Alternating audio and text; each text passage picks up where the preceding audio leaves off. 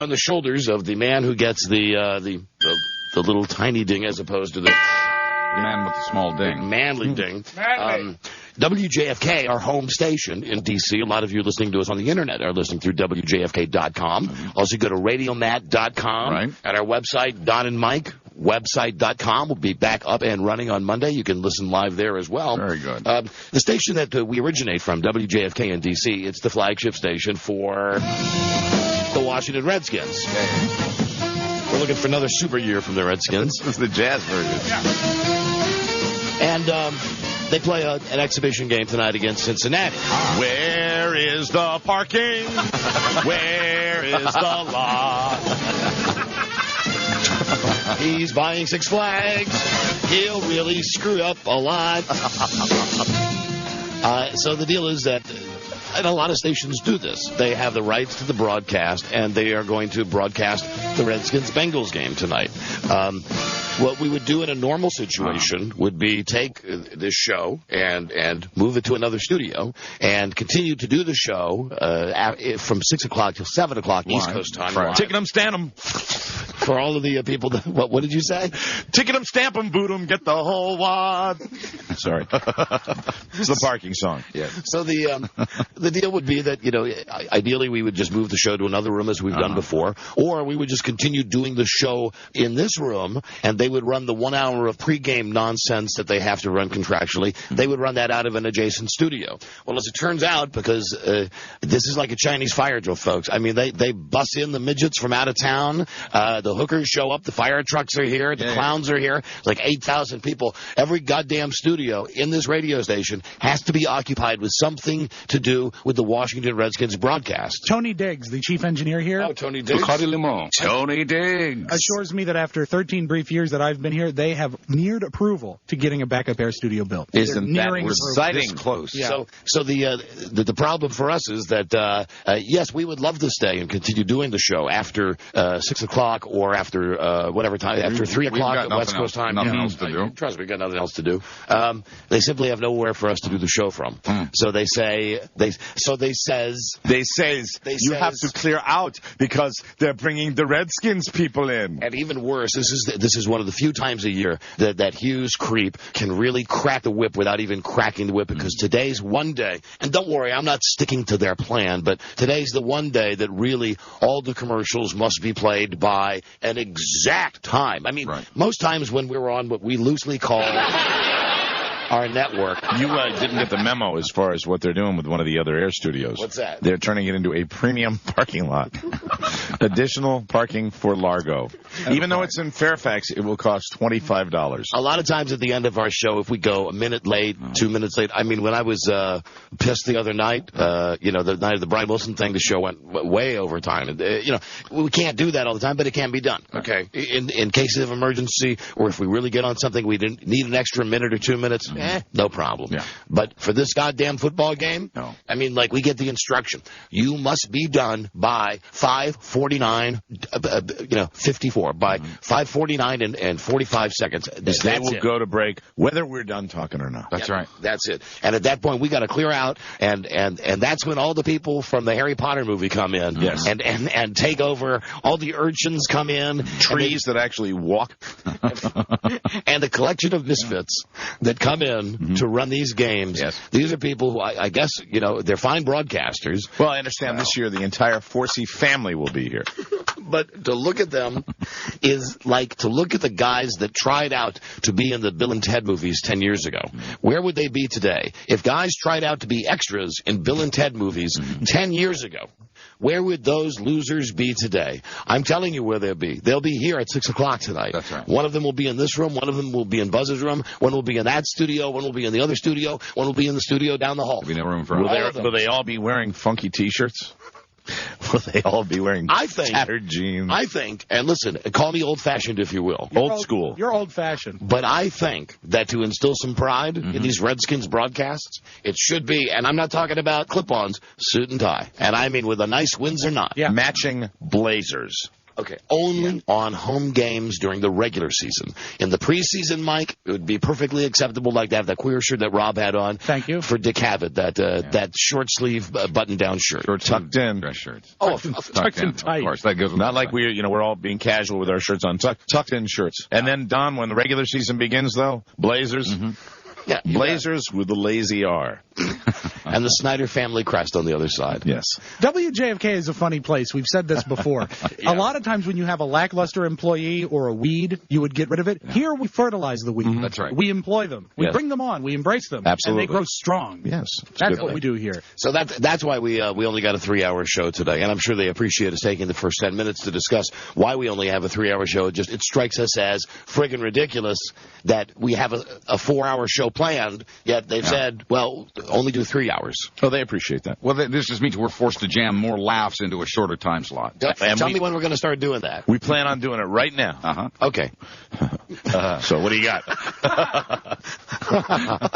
Well, as always, I'm here to play. I'll tell you about, not me, I'll tell you about an awkward. I just show up. Here's the awkward moment today. And as time has gone on since Frida's passing, the awkward moments are becoming fewer and fewer. That's good. Partly because I've changed my routine. Sadly, I don't go to the same stores that I went to before because I got tired of people coming up to me and, well, I'm sorry. How are you? And all that. So anyway, I go to the cleaners. Real nice, Korean, Vietnamese, Oriental, Bill Parcells, no offense, whatever. Mm-hmm. Sweet lady, really nice lady. I come in and I've got my pile of clothes and she says, oh, hi, Mr. Mike. And I said, I have no idea what her name is. Yeah. I don't know. And I say, good morning, here you go. And she says, got things for you to pick up. You've not been here for a week, huh? I said, yeah, I've been a little busy. Mm-hmm. And then she says, where Miss Frida's clothes? Oh. Yeah. Oh, you only bring your clothes. She not wear nice clothes now? And I didn't even feel like... Didn't feel like addressing it? So what I said was, she's not wearing her fancy clothes a lot. She's going a little casual this summer. A lot of jeans and t-shirt. Oh, okay. Because I wonder, and I noticed it's just your clothes. That's that puts real perspective on dealing with you're dealing with, and I wonder how long. When that time frame is up, I bet who knows? I mean, she means nothing by it. Of course she does. She has no idea. She doesn't know any different. Right. It's just I didn't feel like at that moment this morning. Not reading English is a liability.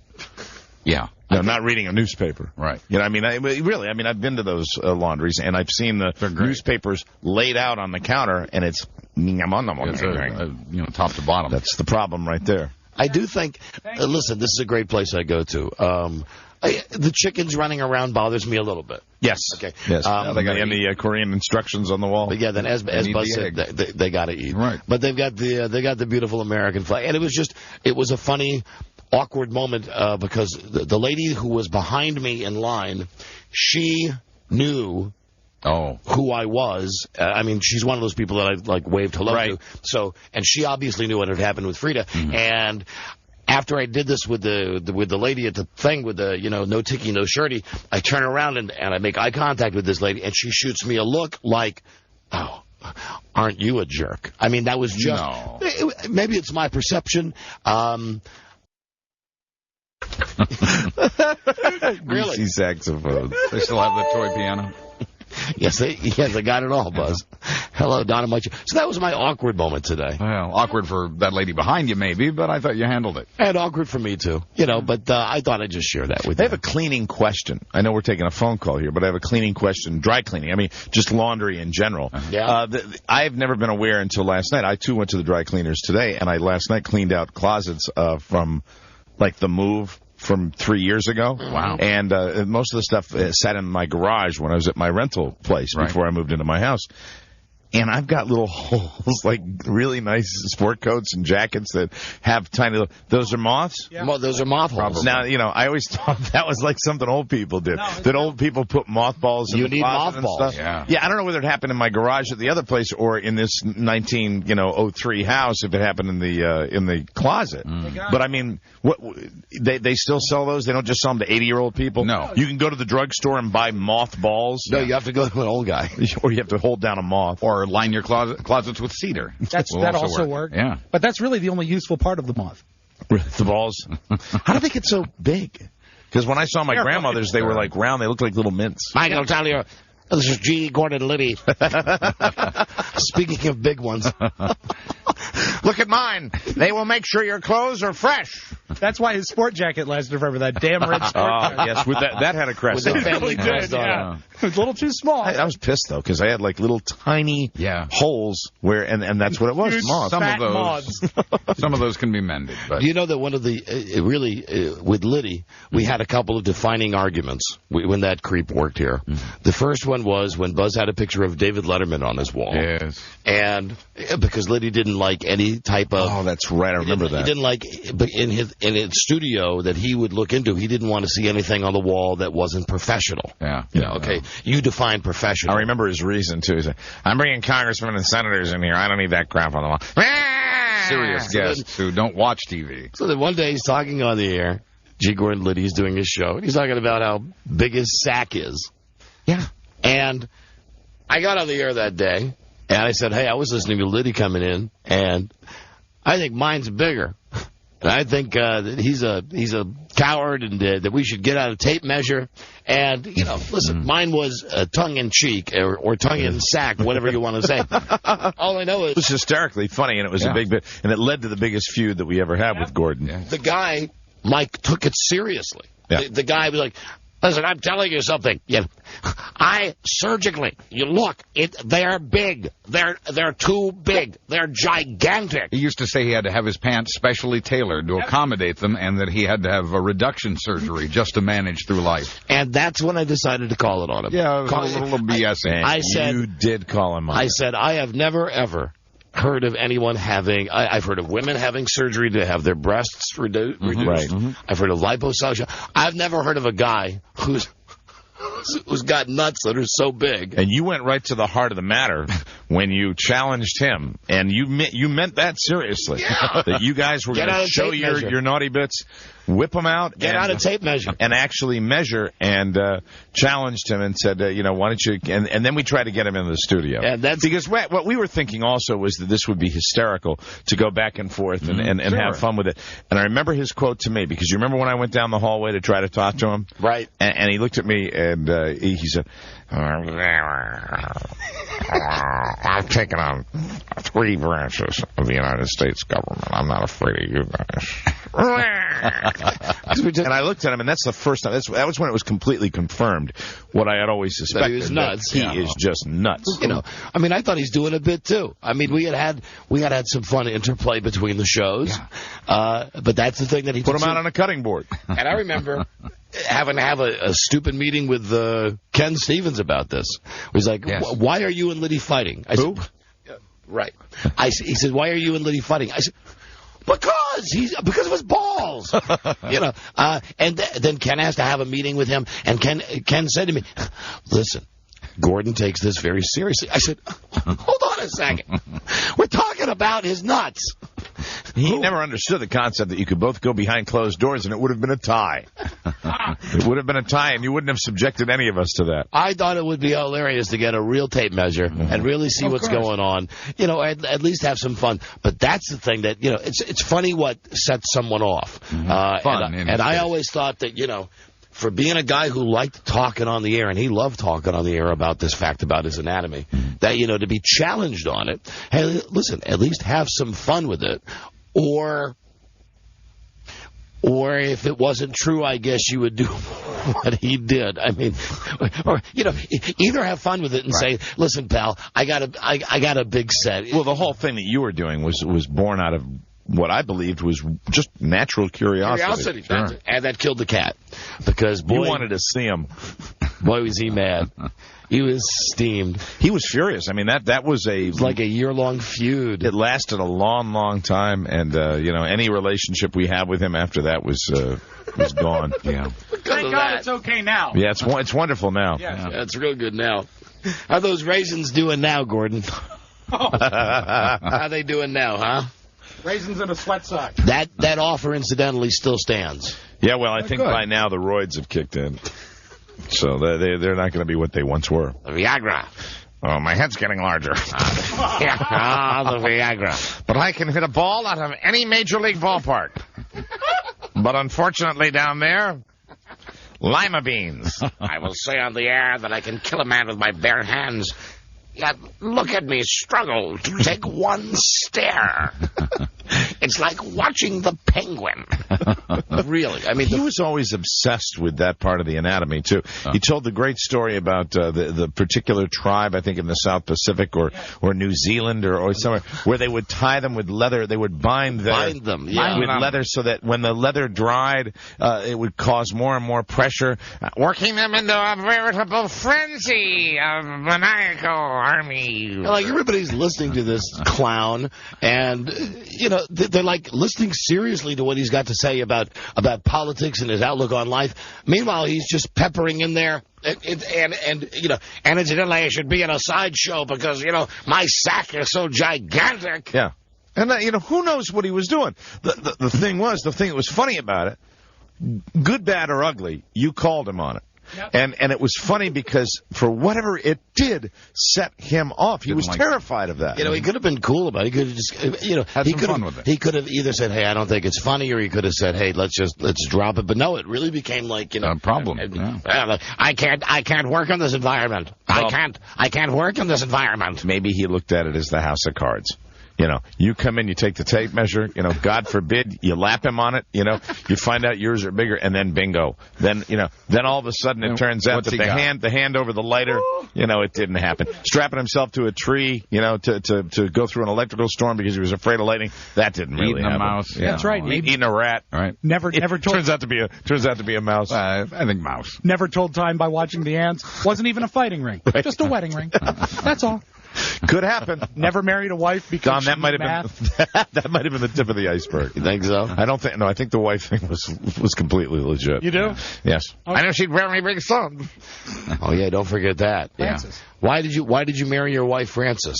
She had a great mathematical ability, and she was a strapping woman. Big boned. Meaning what? Meaning that she would bear me big sons with great mathematical ability.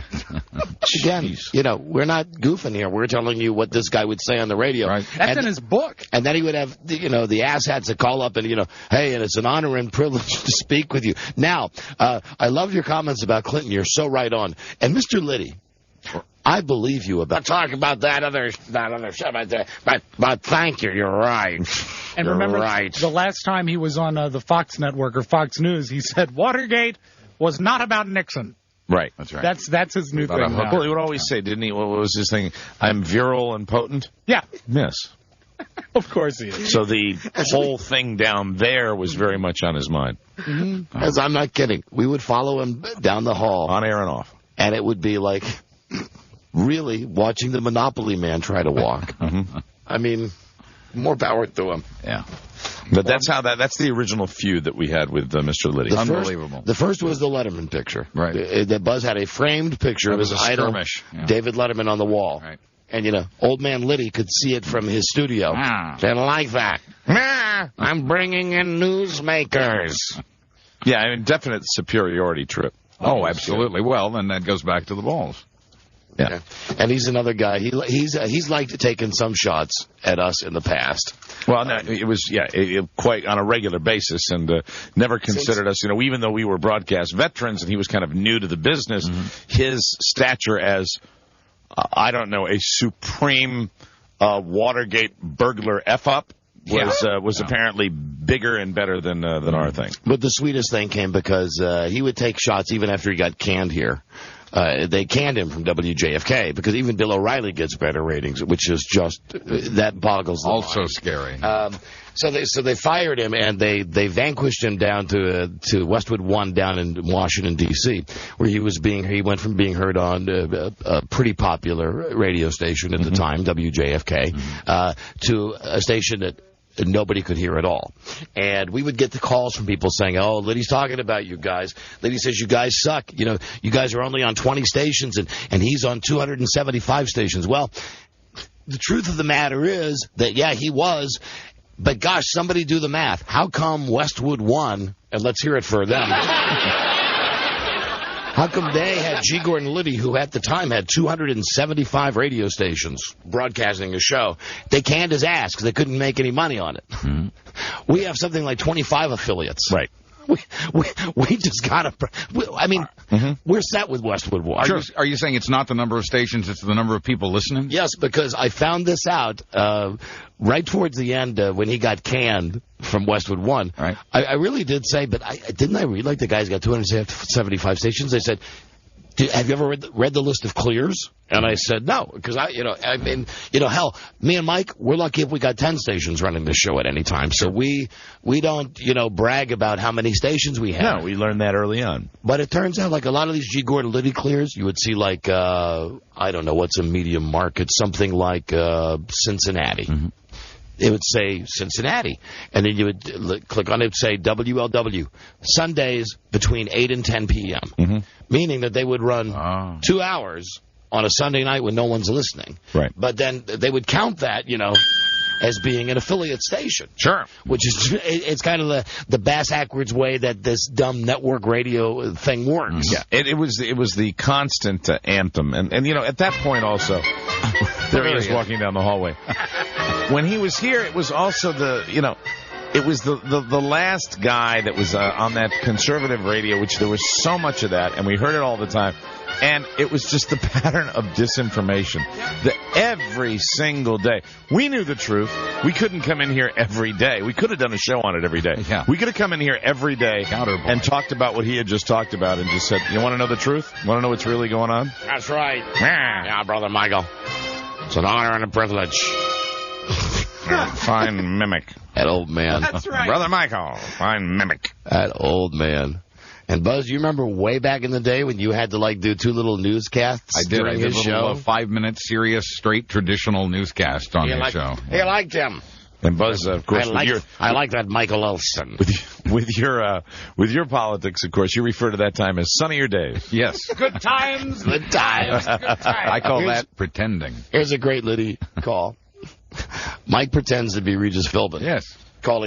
Regis calling Gordon Liddy for some reason, and of course the old man falls for it. Who's this? This is a very special call. Hello, is this G. Gordon Liddy? Yes, it is. This is Regis Philbin. How are you? Hey, Reg! Hi, ass. Hi, old man. And the thing about that, I mean, get out the Tupperware. Tim Russard's coming in. It's no big deal to fool Liddy. Naturally, that's a great impression. But they didn't tell him that it wasn't Regis until the call was over. Right. And didn't you do 10 minutes with him? Yeah, I did. That was their idea, the behind-the-scenes people. It really doesn't work. When he went in the Tupperware, it wasn't when Tim Russert was here, was it? It was Chris Matthews. Chris Matthews. Right. That's right. Not that I remember. Then Chris used it. See, Gordon is of an advanced age, even older than Buzz. Yes, and has that. He doesn't want to wear an adult diaper, and I can't blame him. Right. Gee, I don't blame you. You already dye your mustache. Hard to get a good grip on the motorcycle when you're wearing one. You take Viagra. Mm-hmm. Viagra. Oh, and incidentally, remember when Mike, now that you love motorcycles? Right. Buzz, tell us that thing about the motorcycles. The only thing I remember was something about stopping in an underpass, maybe in Baltimore, a tunnel or something, and he had his Tupperware with him and apparently needed to use it. And then out of the tunnel and back on his way with the motorcycle. So the guy has got a problem, like a lot of old men do, with bladder control. Well, right? John Pop, who used to produce for him, God bless John Pop, used to say it was tough for him to make the trip to the bathroom, complete what he had to do, and get back in one commercial set, which is why they always played the hyphen. The hyphen. So they've got that guy. They've got that big walrus, Chris Wallace, in here. Chris Matthews. I'm sorry, Chris. Yeah, well, the other guy's a walrus too. Right. So anyway, Liddy's got to go, and they just bring in a Tupperware thing. And while Chris Matthews is sitting here, the guest, yeah. While Liddy is saying to him, "Tell us about your take on Bill Clinton." You know, he does the unzip thing and right there. If only there'd been a picture of Letterman for Chris Matthews to look at. Sure.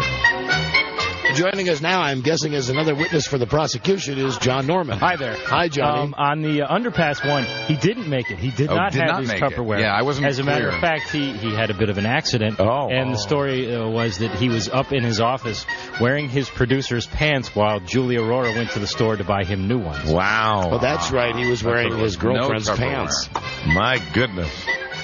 Wow. Moral of that story is just go.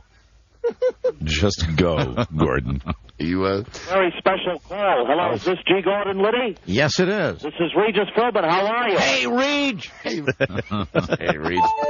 You still there? Hello, Don and Mike Show. You know, we only have time for a couple of calls. We're going to go right to Jeopardy today because, as I mentioned, we've got the truncated show. And we've got, I think Huey Lewis is calling in today to just say hello. That's exciting. Very nice. Hello, Don and Mike. Don and Mike. Yeah. How's it going? Okay. Hey, you were talking earlier about you guys getting cut short for the Redskins games. Yes, sir. Hey, here in Spokane, they break into your show for the Spokane Indians. It's a minor league baseball club that nobody gives a crap about. What are they? A-ball, AA, AAA? They're AAA. AAA. We support the Indians. I find that offensive. AAA, Don, would you consider AAA to be better than a high school basketball tournament? Yes.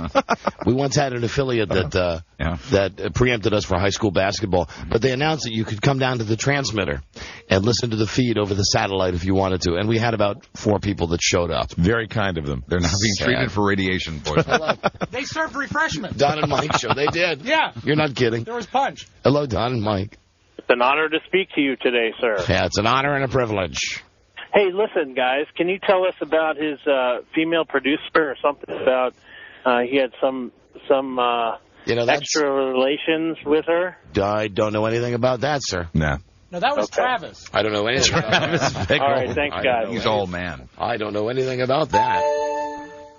I've not heard anything about that. Have you heard anything about that? I have not a thing, Don. I have no idea what he's talking about. How's Frances Liddy doing, incidentally? Not sure. That's his wife. She's, as Mac Davis would sing, she's one hell of a woman. Met her at a bunch of Christmas parties. Always had a pleasant conversation with her. Frances. Frances. Hello, Donna. She was always very pleasant. Hello. Hey, guys. How you doing? Hi, we're doing okay.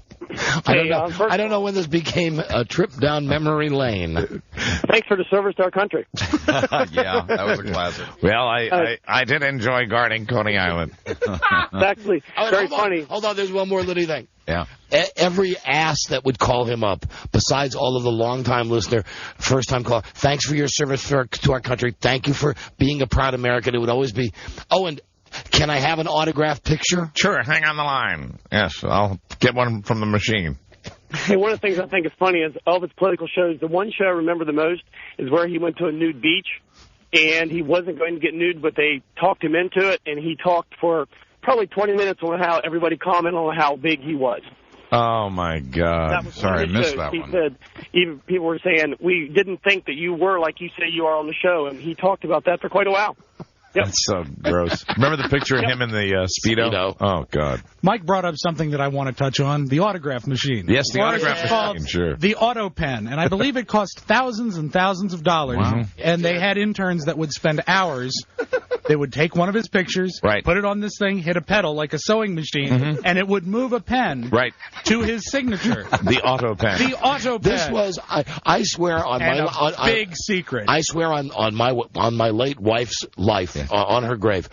This was behind a closed door, and one day I walked past the door, and they called me in and they said, I swear to God, I think John said this to me. He said, we don't like keeping any secrets. He said, but you were the only person that was specifically never to see this machine. It was that time when they moved the auto pen to John Pop's apartment. Yeah. And that's where the intern had to do their internship. And it was sitting there, and it was out there, for the big secret. Yeah. They had it like sitting out there in the storage closet that is now it's Hedges' office now. Right. That's where it was. It was here up until like a year and a half ago. Yeah. So the big secret for all those years was that behind that door that was always locked, that I always thought was a storage closet, there was some like Kathy Lee, making 10 cents an hour, a child labor labor law in there. Somebody sitting with a foot on the pedal, watching this this old-timey machine. Right. What it is, it's like a big $10,000 spirograph. Sure. I mean, it goes around in a circle. It's hysterical. And it does his signature. We loved looking at it. We could make him sign anything. We sure love looking at it. Anything. That's right. Brother Michael. Yes, sir, Brother Donald. A fine day. I'm feeling virile and potent. Michael Mara's quite a mimic. Oh, God, I hated that. I don't know why, but I hated that. Because it's like 1850. Yeah. That's why you hate it. Mimic. Yes, mimic. Talented radio mimic. God. Where's my Tupperware? Yes, I'm right over here. From the pages of the Washington... Boop. Oh, God. From a paper. Reading from the newspaper. I mean, really reading from the newspaper everything. Not just highlighting it or finding particularly interesting. Reading like the regular news. From the op-ed page. What about this sound? Wesley Pruden? That was the first hour of the Liddy Show, Sure. turning pages and hitting the mic. Right. Brother Michael. Curmudgeon. Curmudgeon. How about you, Bomber Bob? How about you, Lanny Davis? Bob Conrad. Lynn Kolodny. We got one great awkward picture somewhere in our office and it's a picture that we should frame and put on. We should really put it on the website when our website goes back up, because it's me and you and Liddy and Oliver North. Yes. Oh my Those God! were the days. What a party that was. I'll never forget your comment about Ollie North when we flew. I don't know where we were flying to, but it was a long flight, and he was up in the front of the plane with us. And you probably don't even remember what you said. I don't. But we got off the plane, and I laughed so hard at what you said, because usually when we travel, I'd get a little festive, and you'd just tolerate me. Right. And you probably had enough of me. We get off the plane, and he's doing a whole thing. I think about Cal Ripken the whole way as we're flying, and we get off the plane, and he just turn around and look at me and go, blow hard. He was, too. A jerk. He was holding court so everybody on the plane could hear what Ollie had to say about everything. That's right, Brother Michael. Another criminal. Another criminal. And the one good thing that I think that we exposed that Liddy really wanted his audience to know was his love of everything Hitler. Didn't he once say on the air that one of his dreams, his unfulfilled dreams, was to fly a Messerschmitt for the Fuhrer? And it got beyond that. I later found out that he had CDs that would be like an hour of just the sound of a Messerschmitt engine, and he'd listen to them in his car. Wow. Just the engine. Okay. I'm picturing now I'm flying over Poland. There, take it. There we go. Oh, there's a Spitfire on my tail. He craved efficiency. Brake right, then left, then right. Oh, Goering will be proud of me now. He was in the Messerschmitt that was H2O gate. Oh, yeah. Yeah, that was his license plate. Yeah, on his Corvette. Yes. On his red Corvette. Hello? Corvette. Michael, God. I mean, the guy had every freaking thing. A cartoon character, really. Really? Yeah. Red Corvette, H2O gate. With all that, it was fun to have him around. Yeah, there's his publicity picture. times. Yeah, there it is. There's his publicity picture. Look at that. How airbrushed is that? Him standing in front of his Corvette. H2O gate. That's right. How you doing? How about you? I see no bulge. How about you? Oh, they're big. They're big. Ken? Didn't he also? I was serious, Ken. Didn't he also teach his kids, his grandchildren, firearm safety or whatever, and teach them how to shoot at pictures of Hillary? Yes. And Bill, yes. Yeah, Right, Bill President Hillary. and Right. his wife. It was one of the times the Secret Service had to come by the station. Yeah. And of course, I know we've mentioned this before. The guy with the head wound. Yeah, they came in to visit. That One was of his sitting listeners. outside just waiting for Liddy to come out and sign his gun. Yeah, with a pistol and Hello. a bleeding head. Don and Mike's show. Yeah, don't you remember those were the days when your show was followed by the Grease Man doing his morning show at night? The golden era of WJFK. Yeah, buddy. Hello. Yep. How you doing? Don and Mike, hello. This is G. Gordon Liddy. I'm virile, vigorous, and potent. And if you don't stop talking about me, I'll drive over in my BMW and run you over. Yeah, I mean, the dude had all this German that The would come out of Scottish him. G. Gordon Liddy, incidentally. But he would have this German that would come out of him. And, hold on. Yeah, Here's we the have a one tape. Sure. Here's one more just really great example of what Liddy really was all about. This is G. Gordon Liddy I think we had him in here. This is him doing his pidgin German, which he enjoyed. Really kind of mimicking a speech by the Fuhrer. So this is one of the times that we've got him in here. And at this point, we had him snowed. You know, he thinks that we're friends. He doesn't know. I think he was promoting whatever it was, his Girls with the Guns calendar. Something like that, yep. So we get done, and we say, hey, do you have anything in German you'd like to say? And he says this. And now, for those of you who are visiting from Germany, einflügen Sie rufen die Haferletten, einlegen O Spuruden der Haferletten, Gebuten verluten, Gesein, Gehöberlichen, Flirungen, die Family, fast eingesüden, es gelösen, in den Großen, in der Schwein, und nur ein bisschen Rasbrot, gestapelt, Geheiger, Gehüge, Vierger, Seige, und Deutschland, für Deutschland, Sieg! And we laughed politely. Yeah. At the same time, just a little fear. A little nervous. Just a little nervous in there. I think that tape says it all. Yes, it does. That tape says it all. Pretty fascinating. Pretty wild stuff. Those are the good old days. The good old days. Those are the days, my friend. Quite a tribute. Which reminds me. Oh, there's that picture of him on the Speedo. It's him on the Speedo. Those were the days. Reminds me. Look at that. Oh, God. I was going through my record collection, so was Robbie for this Clinton thing that we're going to do again today. Right. And I saw my copy, my actual 45 RPM copy of Those Were the Days by Mary Hopkins. Yeah. And I remember how pissed off I was because I bought that record without hearing it. I'll tell you why I bought it without hearing it. Because it was on Apple Records. Right. Because the Beatles were on Apple and Badfinger was on Apple. And it was like if you were on Apple Records, you were cool. I assumed that you were endorsed by the Beatles. Right. So I remember distinctively, it's like 1970. I'm in Waxy Maxie's. Right. And I see new releases and I see the Apple label. I go, oh, Mary Hopkins, Those Are the Days. You didn't realize it was like a Rosemary Clooney sound alike. I get home and I put that thing on my phonograph. It's like, and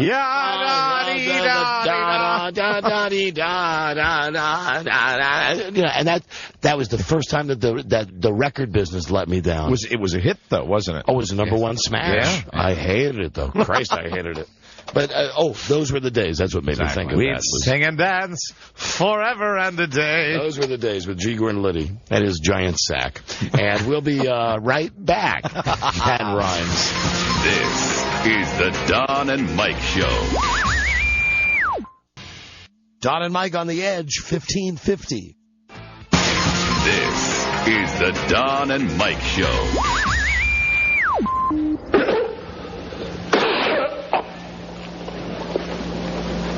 Damn it. The Don and Mike Show.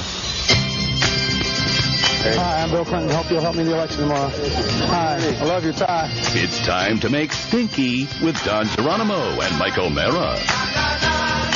That's such a great Clinton tape. That one about I love your tie. Hi, I'm Bill Clinton. I love your tie. How long will it take that goddamn thing to requeue? Any second? 4 years. Okay. Hi, I'm Bill Clinton. Hope you'll help me in the election tomorrow. Hi, I love your tie. I love your tie. All right, we got into this yesterday. It's in your other package. We're going to get into it today.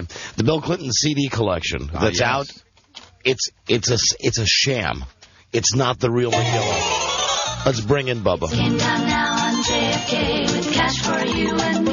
See, now a lot of people don't get to hear your talented mimicry because we normally do this a bit later in the show. Oh, Mike, I mean Bill.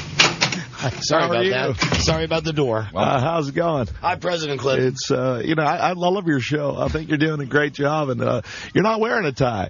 No. How come you're not wearing a tie? Oh, I understand you like my music, right? Yeah, now listen, when we had you like that time I was in the presidential inaugural parade and I was in the limousine in the back and they gave me a little PA system and I was like, how are you? Hello, how are you? Do you know my best buddy Mike? Yeah. Do you know he was down there that day? Oh, what a sucker. Yeah, that sap was out there cheering for you. It was mighty cold, I know that. And January in Washington is very, very cold. It is. Isn't it, Bud? It is, that's right, Bill. How are you, my number one fan? Good to see you, Mr. President. It's great to be back on the Don and Mike Show. I remember I was on quite often when I was here living here. dear. It was a wonderful time. I know now that I'm in Chappaqua, or Chappaqua, as they like to call it up there, I don't get a chance to visit our nation's capital. You know, I don't come down as often as I should. I really should, because she's here. You know what I mean? We don't want to come down here and ruffle any feathers, because all the old memories are here, all the old tricks, all the old haunts that I used to have. I'm very glad to be on your show, though. What's all this sham talk, though? Now, the CD... Well, dear. Okay, the CD that you're putting out, the Bill Clinton collection, has a bunch of songs that, pardon me for saying this, are politically correct. I got a question for you. Yeah. When Mike came to that inaugural, was he as usual drinky? I think he's so-y. Oh, man. I tell you, he's got a problem. A big problem. And I mean that sincerely. Let me tell you this. Yeah. Are you talking about Mike? You tell him to straighten his ass out. All right? I will. You make sure you pass that along. That comes from me, Bill Clinton. All right, now the Bill Clinton collections. Elder statesman now. Selections from the Clinton Music Room. I still can get jiggy with it, though. Here are songs on your CD that's going to be put out for charity. Your Very favorite good. songs. I like these songs. My One and Only Love by John Coltrane. Lovely song. My Funny Valentine by Miles Davis. I really think My Funny Valentine is one of the classic American anthems. Listen, Bubba, let's stop this. Let's stop this charade. You want me to cut through it? Did you bring your CDs, the real CDs? My real collection? Your real collection? The ones that I keep in my suitcase? Yeah. My suitcase CDs on one side of the case, and on the other side is my little mini DVD player. And it comes with its own speakers. You know, that Bose system is fantastic. You can take it with you wherever you go. Nice. Listen, tell Mike, yeah, I understand addiction. I'm addicted, too. To stink. There you go. You love that word, don't you? I tell you, don't we all? Yeah. Would you like to see my real CD collection? Yes. Let me get it out of my suitcase. Okay, would you just give me any disc? I've got it. Because I know that you've got it's like some sort of... Can I say a greeting to someone here that works here? I think like a mixtape. Yeah, sure. I would just like to say one of your best workers, and I know she does a great job, Shondell. Oh, yeah. Your president likes your straight hair. Keep going with it, dear. All right, let me get these CDs. You've noticed that Shondell's hair is straight this week. I like that look. Looks great. I do. I like curly, too. Curly or straight? I think she's got some. That's a lovely thought. That's why I love doing your show. You talk the way Vernon and I used to talk when we get together. Here, let me here are the CDs. I got a big stack of them. Right, you can play them, Don. Now look, you can play them in any order you want. All it says on here is BC #1. Right. Wow. All right, so these are just... Incidentally, I would like to wish my wife the very best of luck in her upcoming political ambitions. Mm-hmm. Because the harder she works and the more she's away, the more little Billy can find time to play. That's the little poem I always say. Nice. So the story that was out in the news is that you got like John Coltrane and stuff. Let's hear now selections from the real Bill Clinton collection. Yes, this is one you might know. I've got a brand new pair of roller skates. I rode my bicycle past your window last night. Wait a minute. Yeah, you like this song? Well, I was at the State House, and there was a 21-year-old thing that used to ride back and forth on her little roller skates. And I'll tell you, it did it for me, and I found this song, brought her into the office in the governor's mansion, and played it for her, if you know what I mean. Listen to this. Listen to this part, my favorite part right here. Roller skates. Okay, no, I've got it. Oh, have you ever seen those girls on Venice Beach? Now, I have no idea what these songs are. Let's go to the next guy. Come on, hop down. Here we go again. Oh, this is a real good one. You'll like this. Is this Peter the Meter Reader? This is Peter the Meter Reader. This is a little dirty. My hair done up in pigtails. Give her stuff. Doesn't she have a sexy voice? Mary Wilson? Yeah, most of the song is spoken. I love this Peter the Meter Reader. So these are your true songs. Oh, yeah. Such funny double meanings. I love songs with funny double meanings. Man, what a man looking down over me. Here he is. Tall, dark, and handsome, 6'3". He's coming over to read her meter. He knew there was something that he wanted to see. Yeah, what do you want to see, Peter? He said, hi. My name is Peter. I'm your meter reader. All right, let's see what's... that kills me. That slays the dragon. On the Bill Clinton collection. Yeah, fire it up. Yeah, this is my favorite one. And It has to do with the lady that I was dating in the mid-1980s. Out of wedlock. Yes. This is really... Goldfinger. Well, she used to wear gold perfume, and we had a good time, and I started nicknaming myself Goldfinger. Goldfinger. Smell this. She called me Coldfinger a couple of times. Oh. You know, you are an eclectic son of a bitch. Oh, these are great songs. These are some of my favorites. The waitresses. Yeah, I know what boys like. This is real good.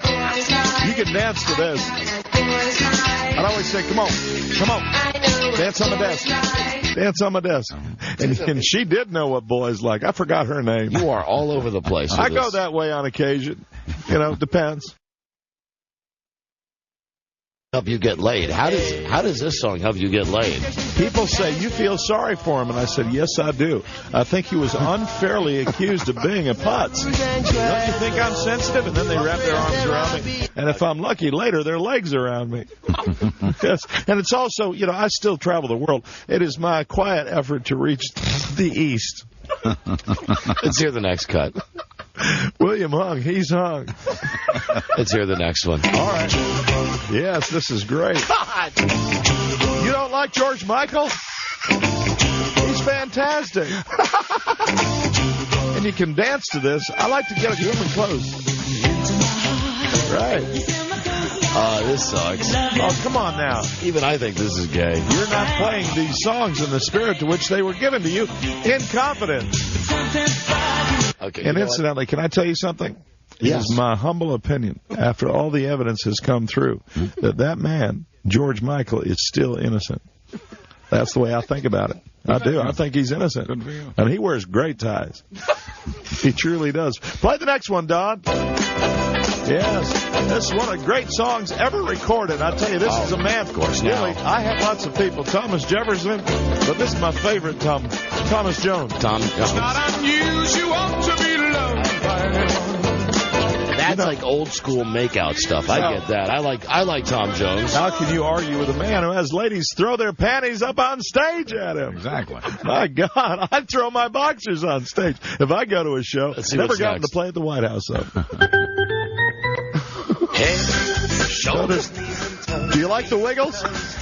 The gay Wiggles? These are the Wiggles. No, you've lost. This just amuses me. It puts me in a good mood when I'm going to do my charity work.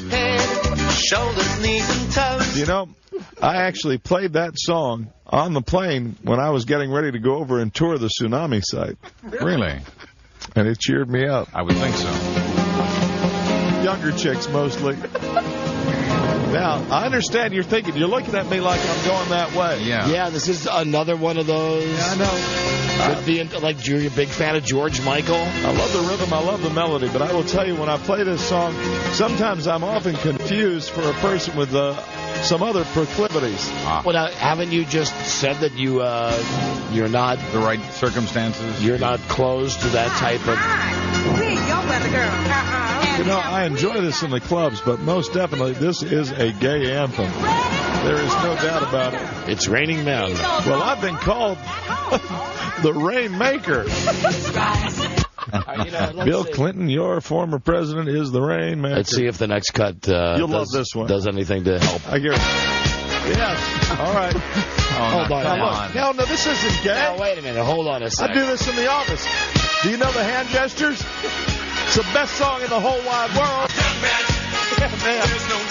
We're not going to listen to YMCA. They do this in some of the stadiums. I love putting my arms up in the air. You make the C, you make the A. Man, that's so much fun.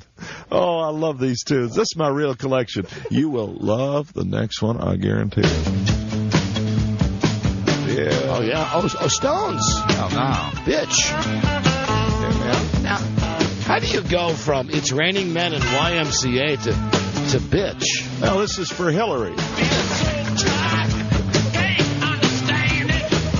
You know what goes along with this song, Don? What? A nice big fatty. Absolutely. I know Buzz is into weed. Am I right or wrong about that? It's just a rumor, Mr. Oh, President. man, I tell you, that's good. And believe me, inhale. Let's see what's next. Oh. Yeah. Did you like the movie The Singing Nun? Debbie Reynolds was the bomb. I love this. This is terrific. Oh, I like it. I don't understand the French. That was a habit I couldn't quit. Debbie Reynolds, Trey Box. Oh, don't tell me you got Rico Suave. Rico Suave rocks. This is fantastic. Let's dance. Rico Suave. Incidentally, that was my nickname. That was my code name for the Secret Service. Where is Rico Suave? He's going to Georgetown Square for Christmas shopping. Rico Suave's in car number 1. Rico Suave's going out for some chicken and ribs again. Let's see what's next. Load him up. Saddle up for Rico Suave. Oh, this is great. Glenn Campbell? Glenn Campbell. May I say, he's fallen on some hard times. I saw that mugshot. Glenn, I wish you the very best. Nice picture. Nice Nick Nolte picture. He's got, I really like all his collection. I like all of his fine songs. And I love the Glenn Campbell show on the television. The Glenn Campbell Good Time Hour. That's fantastic. You watched. I noticed that you go either from very rhythmic, sexual songs back to... I was aware that I was not being pigeonholed. There is no way. No. This is an eclectic mix of music that gives me a great deal of pleasure, dear. I'm saying that, dear, that's what I'm seeing. I'm seeing all types of music. You just remember. What was this? Hello, everyone. This is your Action News reporter with all the news that is news across... Not the streak. At the supermarket. You don't like Ray Stevens? There's been some disturbance here. Pardon me, sir. Did you see what happened? Yeah, I did. I was standing over above the... F-U-N-Y funny. Oh, they do the fruits and Jesus. I'll show my teeth with this. Don't look at those. Oh, my God. He's killing me. Boogity. Boogity. Boogity. Boogity. And he ain't wearing no clothes. Oh, yes, they call him the street. Jesus Christ. Fastest thing on TV. Oh, my stomach hurts. I still laugh at that. Oh, God. If you want to know what my funny bone is, it's right there. Ray Stevens in the street. Boogity, boogity. Let's see what's next. Hold on. Rock me Amadeus. I always wish I could wear a powdered wig when I listen to this song. Oh, man, so much good music was made that year. You're a weird dude. I am not. I enjoy all classical music. I truly do.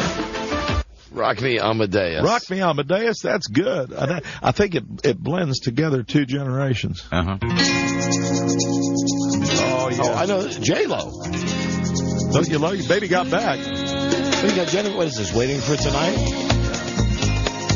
So this is like when you're going to make the moves, right? Yeah, quiet. Oh, yeah. Have you seen the video? Oh, man, she is in it. Ass to the Democratic National Committee. She a Democrat? She is in my mind. I just wish she'd get rid of that skinny guy.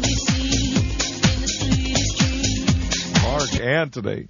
Man. That's a great rhythm. Honest to God. How much heroin do you think he does? Oh, I love this song. Charlie Rich. Yeah.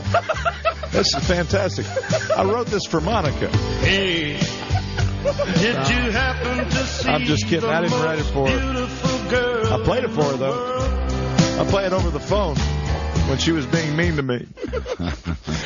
She didn't buy it. No. She wasn't having any at all. Let's see what's that. You're all over the place.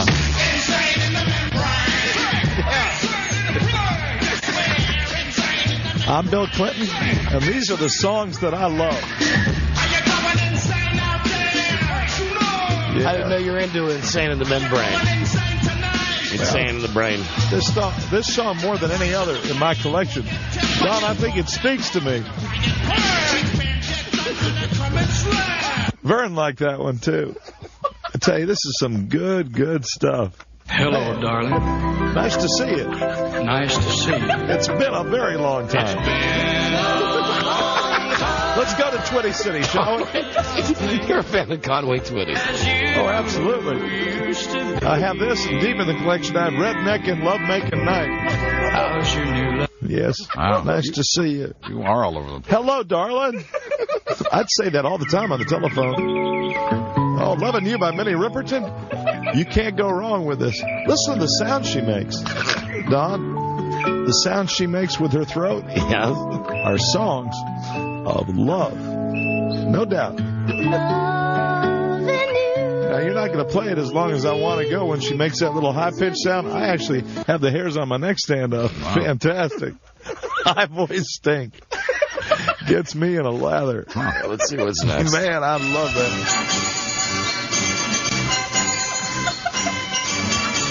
This is one of my favorites, Rob. It's just merry-go-round music. I loved the fair when I was a boy.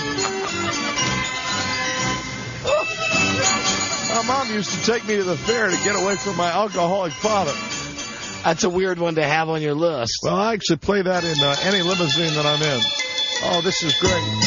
Hey, this is Bill Clinton giving a presidential salute to the one and only Cher. In the wagon of a traveling show, my mama used to dance for the Gypsies, Tramps, and Thieves. Right. Okay. Did you know that my first experience, doing it was with a gypsy? A paid-for gypsy. Yes. Oh, man. Now, this is a recent song that I added to it. And Stink Pink, right. This is great. When I moved to New York, I'd always come in. They'd play this when I'd be there. Get the party started. Billy's here. Hello, dear. Would you like to dance with me? Yeah, I think you'd make a hell of a lot more money on this deal if you would put these songs on your CD. Yeah. Oh, that would be bad for the image. And, of course, zippity-doo-dah days. Yes. Now, that's the kind This is wonderful. This is one of my favorite films. Without a song, jump right out of it. Zippity-doo-dah, zippity-day. Now, some might say, what a wonderful day. Some might say this is politically incorrect. Yeah. But I like it. And, I feel a bond with this song. The talented Mr. James Baskett singing. That's wonderful. I work in Harlem now. I truly do. I understand that. Thank you. Well, everybody's heard about the bird. The bird. This is great. Oh, man. Give me the bong. I'm getting out of nom. So we got to... God, we can listen to your CDs all day. Yeah, you are great. I hope you enjoyed them. You are like a walking jukebox. Now, you understand, if we go public with this, it will damage my image as your former president. No problem. All right, come on. No problem. No, God damn it. I don't want you to. Hello, Don, darling. Don, look me in the eye. Do not share that with anyone. I will not, dear. That will be our secret, dear. We'll play Low Budget Jeopardy right now. I think we need 2 contestants. I've never been in an ocean. Phone number is 877-365-3636. I love coming here. I really do. Answer some questions, win some prizes, listen to some of Bill's CDs. Are we going out later? Most definitely. It's only a 3-hour show today. I understand there's a new club, Dream, downtown. I'm going to check out later on. Have you met Beth Ann? Yes, I have. She is lovely. She fits into the criteria. She does. Say no more. Absolutely. No. Don't say anything else. I'm very fond of her. Okay. Sure. I am. May I meet her? Do you think she's got a nice blue dress? Oh, absolutely. I could make it my own. I would like to show her the sights and sounds of the inner circle of Washington, D.C. What do you think, dear? We'll be right. How are you? We'll be right back. This is the Don and Mike Show. Is the Don and Mike Show. You're so good at it. I don't know if I'll be so good. I'm sorry. tired now. The Don and Mike Show. It's the home of Helen Lejos and her 14-karat gold corduroys. The Don and Mike Show. Yeah, I know. Well, Hillary, you could put a camera in my suit jacket. That's still not going to give you any peace of mind. I know. I got to go back on the show. No, I'm not. I'm here with the men. There are no women here. Goodbye. You didn't tell her about Beth Ann. Who, the Cankle Monster? Oh, no. Oh, geez. She got Popeye arms for legs, your wife does. Yeah, there's no trust. Just no trust. I don't understand. How many times can a man say he's sorry? Can I say something to you? Yes, go ahead, Don. Can I say you're the man? Yeah. That I don't want to betray a confidence. Sure. However, let me just say that I know that during the last break, you had intercourse. How did you know that? I stepped out of your studio. I didn't do it right under your nose. Speaking of nose, the nose knows. The nose always knows. The nose always knows. Yeah. I'll share that with you again if you'd like. It's really kind of like you can live vicariously through my index finger. Here's what I'm wondering. Yes. How did you get Beth Ann to give in so easily? I have charm and poise and the experience that comes with being a leader of the free world. Oh, I love this Chico and the band. You're playing another one of my great songs. Oh, this is from your CD. This is fantastic. La da da da da. Oh, man. Jack Albertson was okay, but Freddie Prinze, before he, offed himself, was fantastic. And this, of course, is Jose Feliciano. Chico, tight, man. Don't be discouraged. How about that, Bill? That's great. Now, these are all the songs on the Real Bill Clinton collection. Real Bill collection. What is this one? All aboard. Oh, I know this. That's stupid. Come on, ride the train. Don't you feel that deep down in your loins? Yeah. Let's just use this music for the beginning of Low Budget Jeopardy today. All right, this is Low Budget Jeopardy. Now entering the studio is our first challenger. I can't think straight. From Coeur d'Alene, Idaho. Oh, man, let's say hi to Chris Dreckman. Hold on, here is the...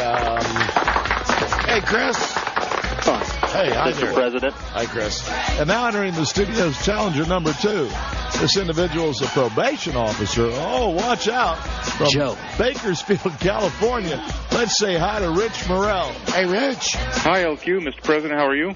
And now entering the studio is a man who's digging on my jams.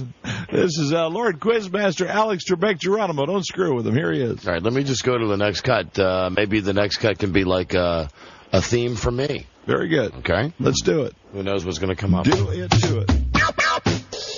Isn't this great? This is another one. I don't know which is funnier, this or the streak. What are the odds? The next song would be by Rick Dees. Oh, I love Rick Dees' music. I truly do. Disco Duck. Disco Duck. Went to a party the other night. Went to a party. It's great. All the ladies would treat me. Guys, here are your categories on Low Budget. Oh, turn that off. On Low Budget Jeopardy. Time to get serious right now. Here are your categories. They are. I'm ready. Aviation. Flyboys. I like that. Best week ever. Best week ever. Highs and lows. We all have them. And the White House. The White House. Let's see. Chris, we'll start with you, Chris. All right. Why don't you select? Come on, pay attention, Chris. I'm sorry. Let's go best week for one. Best week ever. Here we go. After 28 years, he's still dead. Who is Elvis? There you go. That's right. $1 for you, Chris. Select again. Way to go, dear. Let's go best week for 2. He's halfway through that 5-week working vacation. Who is the President Bush? The President Bush. Boo! The President Bush. Asshat! Who hates the asshat? We do. We stand up and holler. We do. I'm just kidding. No, I'm not. Select again, Chris. Okay, best week for 3. Yeah, let's go best week for 3. She pulled a Chris Reeve.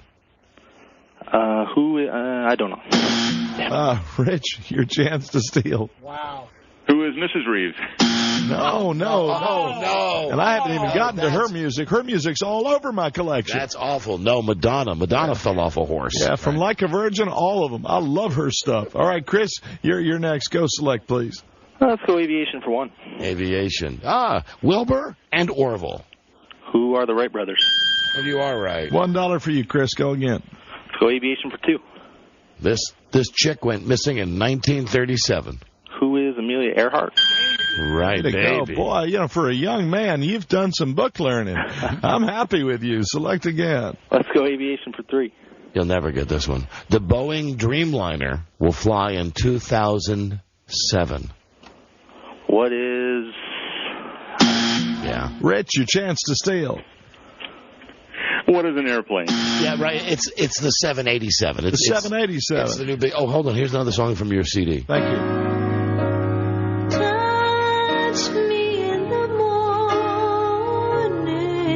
Oh, man, I could watch Mahogany over and over and over. I love the great divine Diana Ross. Mm-hmm. You are all over the place with the music. But it's all good.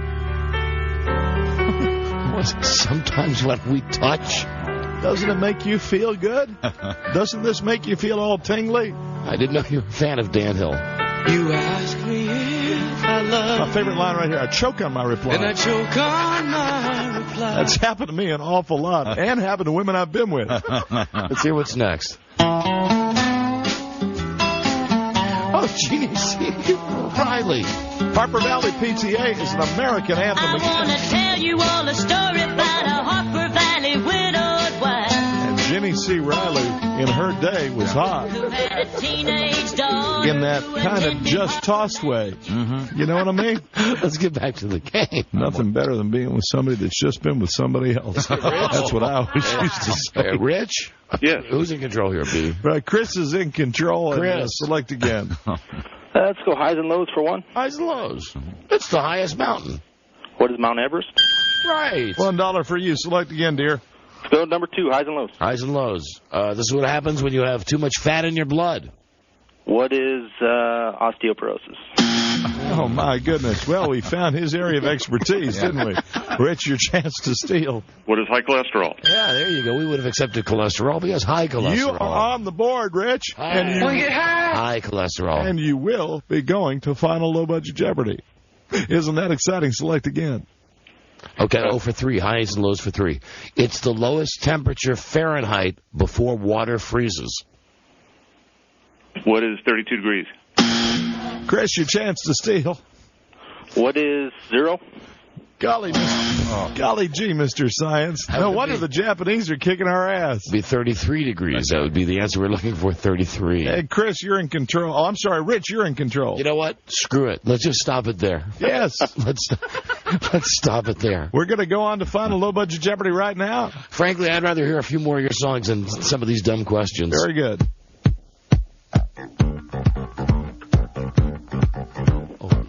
This is Push in the Bush. This is one of my favorites. Jesus. We'll play Final Low Budget Jeopardy here now. Bill, who's got what? Rich has $2 in the truncated version of Low Budget Jeopardy, and Chris has $7, Lord Quizmaster. All right, guys. Push in the bush. Say no more. No explanation necessary. Very exciting. Here's your category, guys. Your category is marriage. Hey, you like being married, Bill. Yeah, right. Okay. Tell me another one. Your category is marriage, and here's the answer. 39% of grooms married. Oh, I'm crying. This year. 39% of guys who were married this year did this for their brides. 39% of surveyed grooms in this year, recent grooms, did this for their brides. We need your answer in the form of a question, guys. And good luck. All contestants on Low Budget Jeopardy will receive my first ever rap record, recorded under my rap name, Sir Stink-A-Lot. Sir Stink-A-Lot captures the urban rhythms of today's inner cities with just a hint of Clinton. Sir Stink-A-Lot's debut album features such tunes as Rub on My Gray Body, My Fingers Taste Good, and the soon-to-be classic Clean Up My Love. I know you'll love this album as much as I just done. I love busting the rhymes. Peace out. Now back to Final Low Budget Jeopardy with Alex Tribeck Geronimo. Clean Up My Love. Yeah. I got that. You get the significance? We do. That's kind of a look back, a bitter look back at my past. Let's see another one of your songs from your CD. All right. Oh, Elvis. This is Clam Bake. I love this song.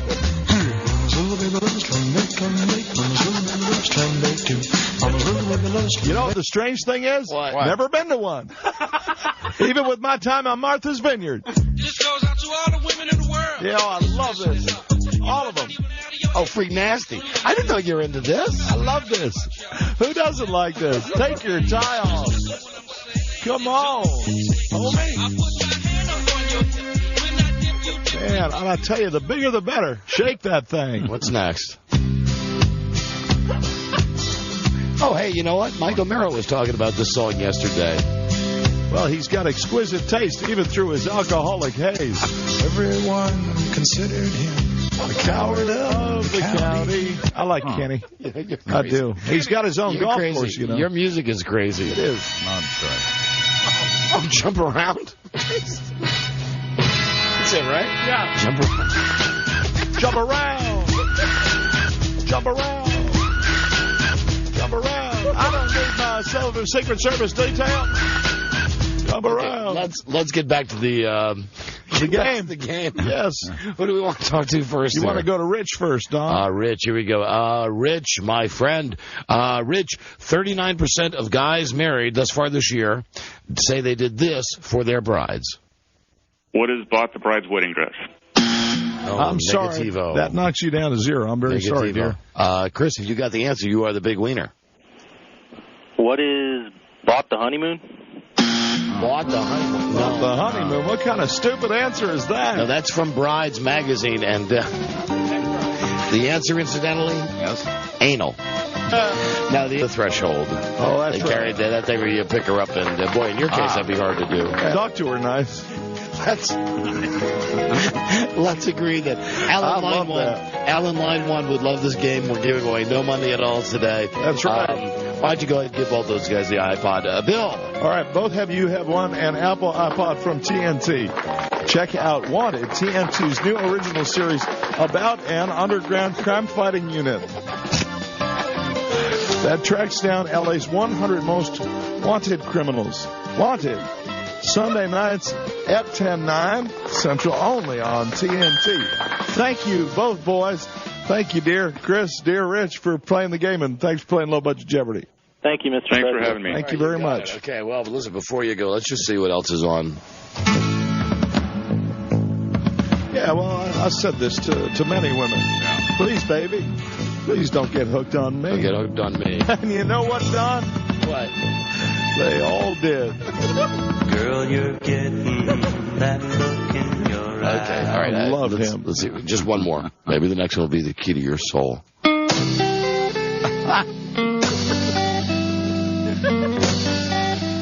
Winchester Cathedral. Now, this is not the key to my soul. But I'd sure like to walk through the Rose Garden and hear it in my head. Very exciting.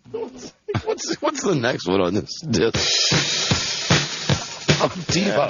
Whip it. Yeah, they didn't take my suggestion when this first came out. I think I was in the governor's mansion, and I asked them to add a lyric. What was that? Out. Oh. Whip it out. Whip it out. Well, it'd be better. Whip it out. Well, this song is in a way religious. Right. President Clinton has always been a... It's been a pleasure. Don't forget that Low Budget Jeopardy is a production of Koran Incorporated. Are we not, Devo? And is a production of Koran and distributed by King World. Thanks so much. La-di-da-di-da-di, dude. You and your music. I love it. Carousel music. What a collection. What the hell is that? That's eclectic. Jesus. Oh. That's eclectic. It's a little strange. Like you asked me. We didn't even get to everything. Almost. Yeah, almost, but we didn't get to everything. For goodness sakes. Did we do, we didn't even do Mike's. 10 CD set, I think. We didn't do Mike's favorite. We didn't get OEO. Oh, the Humpty Dance. Yeah, we never got to that one. I'm so glad you played it anyway. My name is Humpty. And of course, Mike. Yes, and is this is the Richard Harris version? Yes, the 7.5-minute version. Someone left the cake out in the rain. The guy looks like Harry Potter. One of the Harry Potter guys. Mm-hmm. This guy, Richard Harris. Yeah, he looks like absolutely one of the old... He was Dumbledore. Oh, right. Spring was never waiting for us, girl. And he had that before Donna Summer had it. That's true. Long before. He had a lot of things before Donna Summer. Mr. Clean gets rid of dirt and grime and grease in just a minute. That's his, is that his jingle collection? Just an extra song. Okay, that's it. Thank you. We'll be back with, I believe, Huey Lewis. Oh, boy. This is the Don and Mike Show. Don and Mike on the Edge, 1550.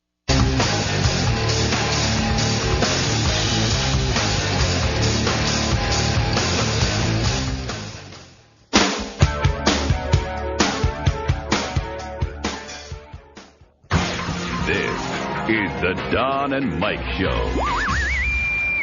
So, another Friday is upon us. What'll you be doing, Smithers? Something gay, no doubt. What? You know, light-hearted, fancy-free. Mothers, lock up your daughters. Smithers is on the town. Exactly, sir. The Don and Mike Show. You can call Don and Mike anytime from anywhere in America. 877-365-3636. They're ready to believe. It's a lot of fun. Thank you. Nightmarishly elastic. The Don and Mike Show. It's truncated today. This is what it must be like if you're really a grueling broadcaster like Rush Limbaugh. It's like that every day for him. You only have a 3-hour shift to do. Jesus Christ. Yeah. Not bad. No. Not bad work if you can get it. Nice. You know what? I bet that's Huey right there. Right on time. Yeah, hang on, Don. I might be right there. Perfect. That is great timing. Sure is. See, that's why Huey Lewis is a good guest. He's calling right on time. Yep. That's great. We got this stupid abbreviated schedule today. Let's go now to the great Huey Lewis. Huey! Hi, Huey. Hey, gang, how you doing? Hey, here he is. Okay, now. The great Huey, I love that. Well, you are the great. We've climbed in your prostate many times. Huey is great. The band is great. Let's see. Here in D.C., Sunday night at Wolf Trap, 8 o'clock, wolftrap.org. I bet you only have lawn seats available. I bet. You know, we've seen you, I don't know, every time you come out here, we see you. And you guys, the show gets better every single year. How many years has the band been together now? Well, we're 25 years since the release of our first record. Wow. Yeah, 20. I mean, I still remember they covered The Boys Are Back in Town, and that's a long time ago. When I think you and I went to that concert, right, Don? Yes, we did. And it was fantastic. It really was. So how many dates? Sorry? I was laughing at my partner. Sorry. No, you made me laugh. Now you're embarrassing me. You're embarrassing me in front of Huey Lewis. We already have that ridiculous delay thing. I know. Because, go ahead, Mike. What?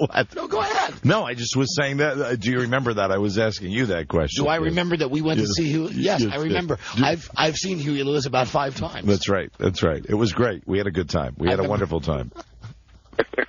See, Huey, you don't know. He's busting my balls. I am not. You're busting my balls. Not one little bit. Not one bit. I wouldn't do that to you. I wouldn't. But it's great. Are you going to be going to the other Huey Lewis show? Yes. Very good. Yes, I'm going on Sunday night as I do every year to see Huey. Now, because you are the musicologist when it comes to Huey Lewis, like the last time we had him on the show. Yeah, when I climbed up there. Mm-hmm. Where are you right now, Huey? Huh? Where are you right now? I'm on the tour bus. How glamorous is that? Nice. Well, that's got to be fun, though. I mean, if you're doing it, if you're still on the road after all these years, you got to still dig it on a certain level, right? No question. As long as you don't work too much, stay against them. If you don't work too much, it's like falling in love all over again. So, listen. When you see bands that are clearly not having a great time, it's probably because it's their 200th show that year.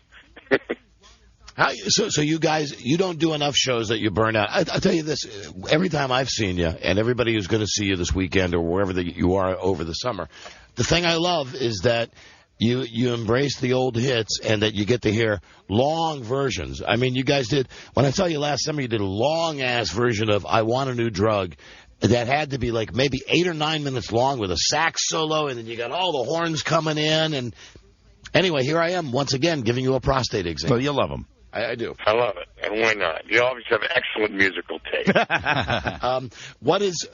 I'll ask you one question and we'll let you go. A Huey Lewis in the News question. If anybody was to say to you, pick one song to define Huey Lewis in the News, if you could put one song in a time capsule, what would it be? Me? Yeah. What's your personal, if anybody wanted to say this is what the band is all about, if you had to pick just one song? It's too tough. Come on. Sure you could. Yeah, I can't. Sure you could. Come on. It's not for me to say. No, it's an easy one. The answer is, Huey, God, the answer is, do you believe in love? Yes, that is the correct answer. And you're Huey Lewis. You should have known that. I should have known that. You should have known that. Hey, Huey, this is a logistical question as far as do you do indoor gigs, outdoor gigs? Wolf Trap, one of the premier outdoor gigs in the United States. Do you have any preference? I mean, do you like playing when it's outside if the weather's decent? Absolutely. Love it. want your audience to, what's good for the audience is good for the band, you know, so. And that's when Wolf Trip does such a great job, and the audience always has a great time, so it makes for a better audience, it makes for a better performance. It's like a two-way street, you know what I mean? Mm-hmm. Yeah, absolutely. So, it's a great, Wolf Trip's a great place. Well, you're a great guy. I'm not going to give you the full exam today with the glove and everything. Just let everybody, we appreciate you calling in. Huey Lewis in the news, the great Huey Lewis. Have a good show at Wolf Trap on Sunday, Huey. With a glove and everything? Yeah. We're big fans. Actually, I think we're close enough now that I probably could go without the glove. You don't need the glove. You can trust me. I bite my fingernails, so don't worry about it. Oh, no. Okay, I'll see you on Sunday. I'll see you Sunday. That's too much information. Okay, bye, Huey. All right, guys. Bye-bye.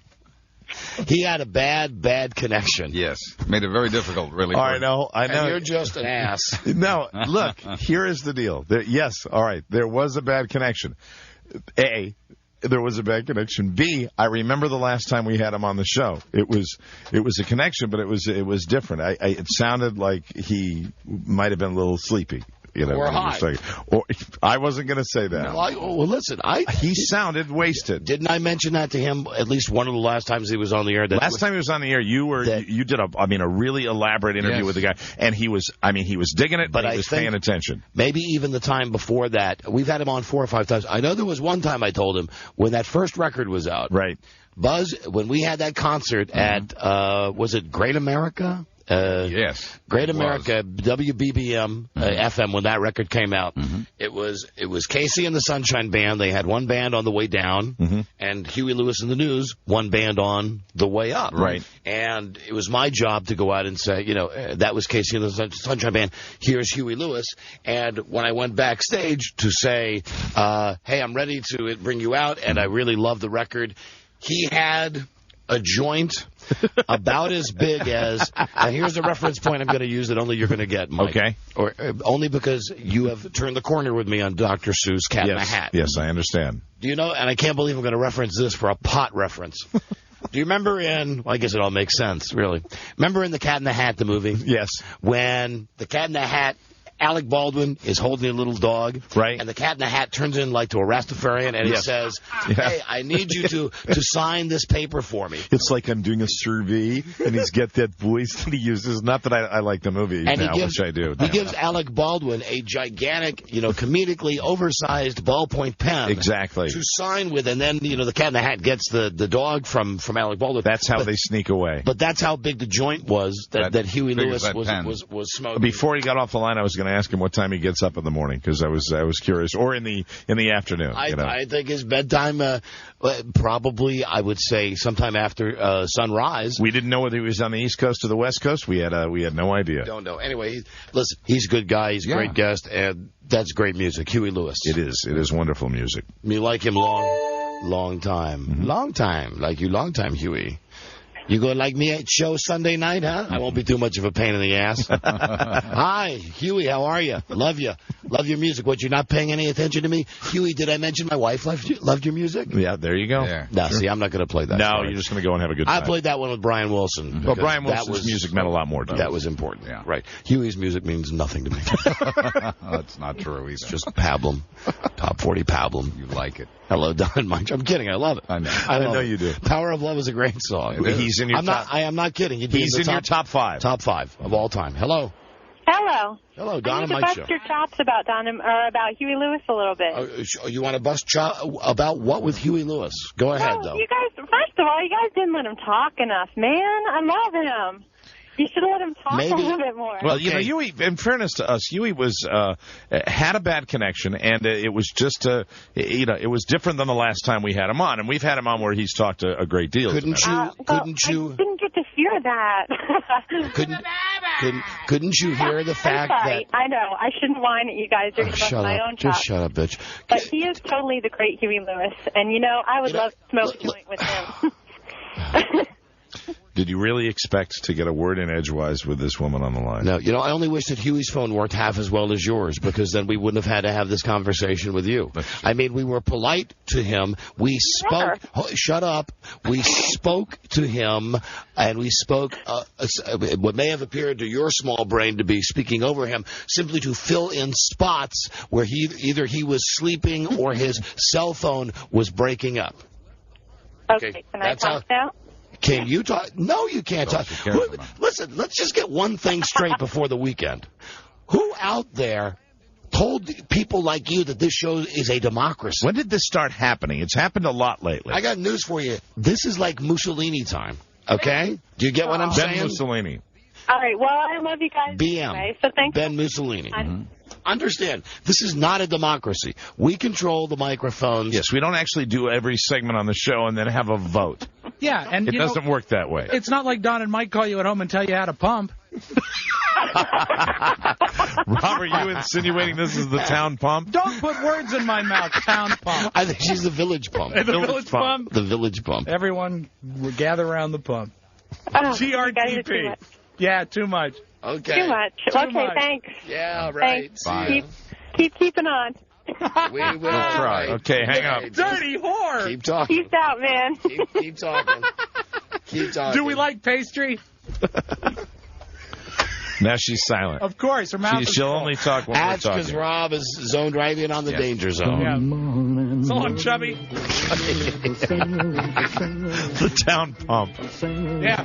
I don't think she's fat. I do. I don't doubt that she's the village pump, but I don't think she's fat. And then she says, thank you. When she's the village pump. Thank you. She's probably good-looking pump. No, when she pulls into the drive-thru, they just say, the usual. They know her. Oh, is the line still open? Are you still there? Yeah, I'm still here. All right, can we get your glutton for punishment? Can we get your vital statistics to settle an argument here? Glutton for punishment, glutton for cream filling. How tall Well, are you guys are talking over me. I can't hear what you're saying. Okay, go ahead. What are your vitals? My vitals. I'm 5'8". Mm-hmm. I just had a baby, so I'm a little loose in the gut. But Hold on a second, baby. I'm pretty hot. 5'8". Just had a baby. Now, when you say you're hot, do you mean like sexy or do you mean like sweaty? A little bit of both. Yeah. And how much, do you mind telling us how much you would be currently weighing? Oh gosh. Come on. 160. Okay, it's been nice talking to you.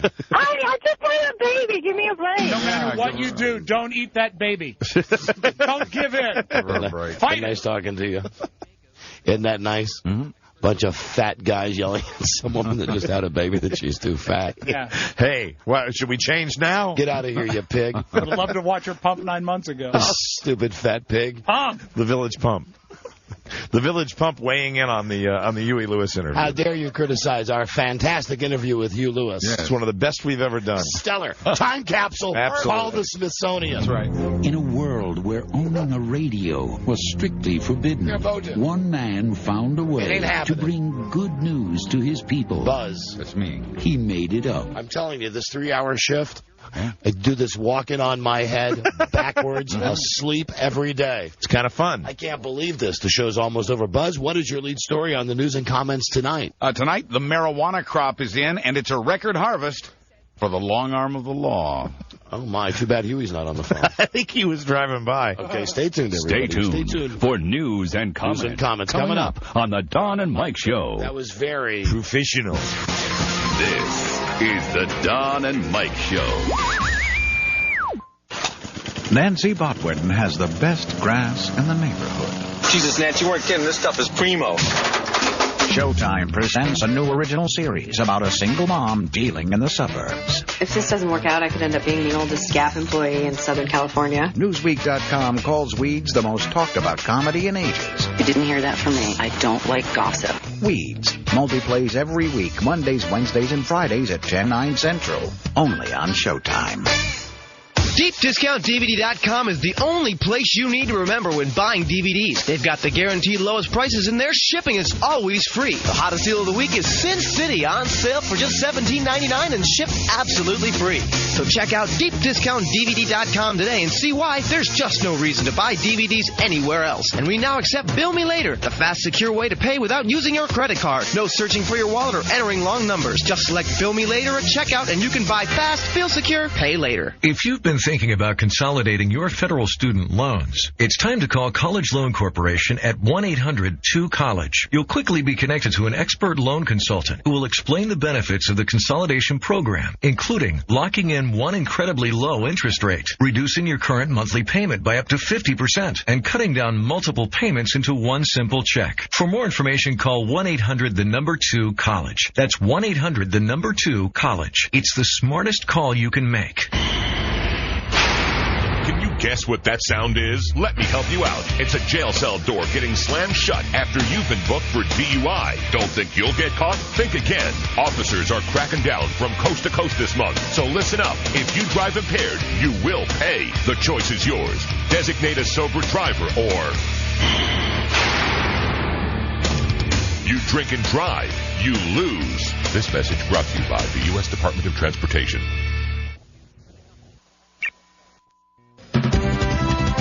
NBC News Radio, I'm Rosalind Jordan at the White House. Texas-sized damages awarded in a lawsuit against the maker of the painkiller Vioxx. CNBC's Ron Insana says pharmaceutical giant Merck has been found negligent. This Texas jury gave in punitive damages some $253 million to the widow of a 59-year-old triathlete who died of a heart arrhythmia, which the plaintiffs argued was tied to his use of Vioxx. Merck says it will appeal. The hunt is on for suspects in rocket attacks this morning in the port city of Aqaba, Jordan. 3 missiles were fired just missing U.S. Navy battleships that were in dock there. A group claiming ties to al-Qaeda has claimed responsibility. Also in the Middle East, all but 4 of 21 Jewish settlements in the Gaza Strip have been cleared out. The rest could be evacuated by Tuesday. At home, the Space Shuttle Discovery is on a cross-country piggyback ride. The shuttle is flying from California to Florida, attached to a 747. I'm Rosalind Jordan, NBC News Radio. I'm worried that there are things that are going to burn me. I had to constantly be meeting people. Open house, that's somebody else's job. I figured I could sell it on my own to save a little bit of money. I don't even know enough to know that I don't know. The first thing we did was call a realtor. As soon as I saw that realtor arc, it put me right at ease. If you're thinking about selling your home, you need some help. Ask your agent if they're a realtor, a member of the National Association of Realtors. For sale by owner, but not by this owner. A message from your local, state, and national realtor associations. Millions of miles, thousands of TV appearances, hundreds of baseball games, 80 years of history, and a fleet of Goodyear blimps all add up to one big celebration. The Goodyear Blimp Birthday Celebration with sky-high savings on some of Goodyear's most popular tires. Plus, get up to an $80 rebate on a qualifying purchase. Offers end August 27th. Call 1-800-GOODYEAR for complete details and the participating retailer nearest you. Goodyear. For 80 years, it's been the name everyone looks up to. Mail-in rebate offer subject to credit approval. Restrictions apply. The internet is crucial to your business. Everybody knows this, but did you know Nidhogg is the company you should call for internet service? Nidhogg for web hosting, personal web page hosting for less, business web page hosting, and for those of you who understand this stuff, Nidhogg offers both Unix and NT server support. Nidhogg is the company you should call for dedicated internet access. You got to get online to check out your new website, right? Hosted by Nidhogg, right? Well, do it with dedicated internet access the Nidhogg way. Nidhogg offers DSL for high-speed, low-cost, always-on access. Hey, if the company you're currently using just announced their financial woes and you're not sure if they're going to be there for you, switching to Nidhogg is the answer. DSL is great. It means no more dial-up. Oh, by the way, do you remember that thing called the telephone? Do you remember when people used phone lines to access the internet? Oh, I'm sorry, you still use dial-up? Well, Nidhogg does that too. Dial-up service for only $20 a month, without the pop-ups and advertisements that just bog down your system and drive you nuts. Local access telephone numbers and an optional static IP number and dedicated access. Okay, I don't understand it all either, but I do know that I need it, and I know where to get it. Nidhogg, Nidhogg.com. What's with that name? Call them and ask. 412-661-5917. That's 661-5917, or log on nidhogg.com. Internet, the Nidhogg way. NIDHOG.com. I said before, and I'll say it again, the Internet is crucial to your business. Everybody knows this. Nidhogg is who you need to call. NIDHOG.com. 412-661-5917.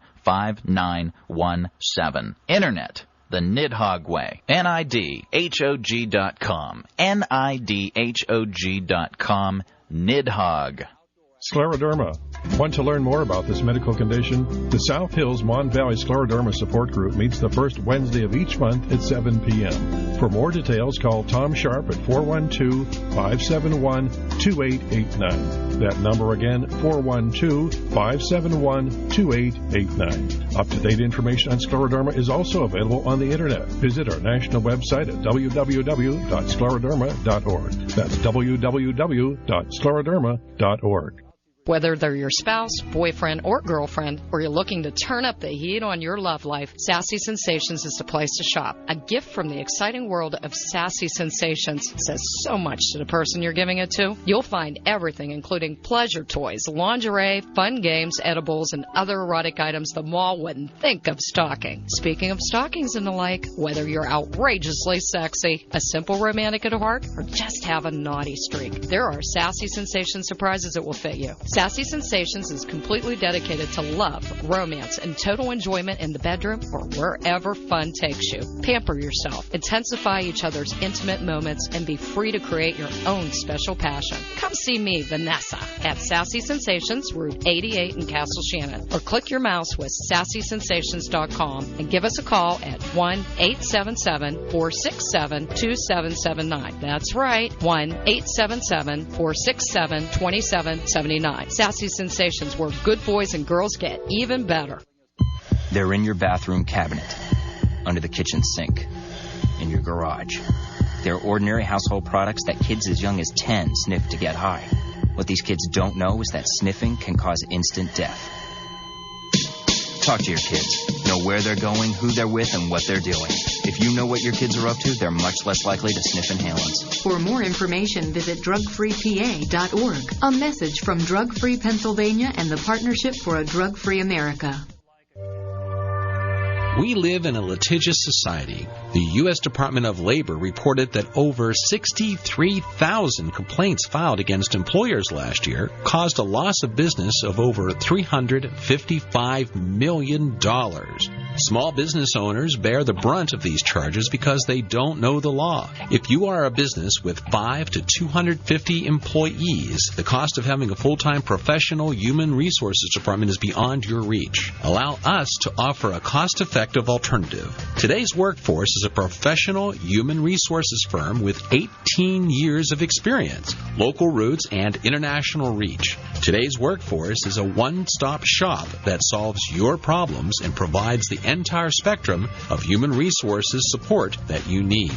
Develop your managers and employees to cope with the 21st century workplace. Call Today's Workforce at 888-676-1494 or check our website at www.twfhrconsulting.com. That's www.twfhrconsulting.com. Or again, you can call 888-676-1494 for all of your human resources needs.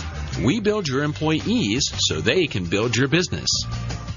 WURP Braddock. WURP Braddock. Pittsburgh's new talk radio station is 1550 The Edge.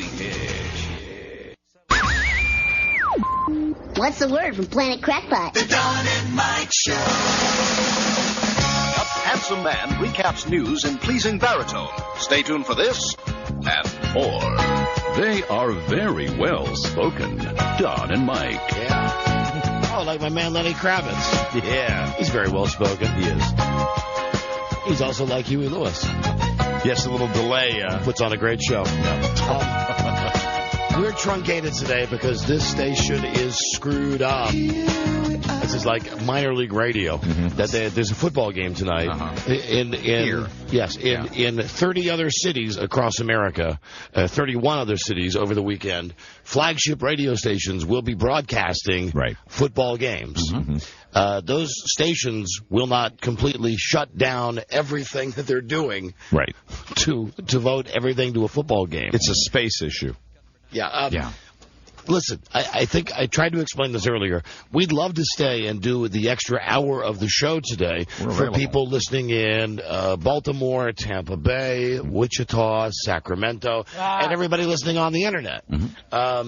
We're going to be taking off at 10 minutes until 6 o'clock today for Redskins coverage on our local station, WJFK. And they've not yet, we've had the rights to the team. I think this is either the 8th or the 9th year. Been a while. They've not figured out a way yet for us to go to another room and continue to do the show while they run a Redskins game. I'm thinking we can do it at some point in my car. That'd be great. Anyway, that's why a nice car. We've only got until right before 6, so let's get right, and that's East Coast time. Yes. Let's get right to Buzz Gurley with the news and comments. Hi, Don and Mike. Hi there. Marijuana farmers cultivated a record crop this year in Arizona, but the authorities are doing the harvesting. Thank you! For a month now, the cops have been watching a farm on the southern tip of the Coco Nino National Forest. Coco Nino. And they say the field of pot is a mile long. This is Larry Michael, Westwood One, Notre Dame Radio. Hey, come on now. He passes on grass. Ready for the big game? A sheriff's deputy says he isn't sure how many plants, but quoting him, thousands and thousands and thousands. The men being paid to tend to the field were heavily armed, illegal aliens from Mexico. Indiana State Police in Indiana, meanwhile, say they found 3,000 to 5,000 plants on a 2-acre plot in northern Indiana, probably serving the Chicago market. It'll be money. A Chicago man was, in fact, arrested, a man who stood to make as much as $10 million from the crop. $10 million. Some of the plants, a month away from harvest time, were 8 feet tall. Quoting one trooper, they're 8 feet. You think Joe's having a wet dream right now? Joe's all excited. Joe wants to move out to Indiana. Quoting one state trooper, they're 8-foot Christmas trees is what they are. But for many eager customers, Christmas isn't coming this year.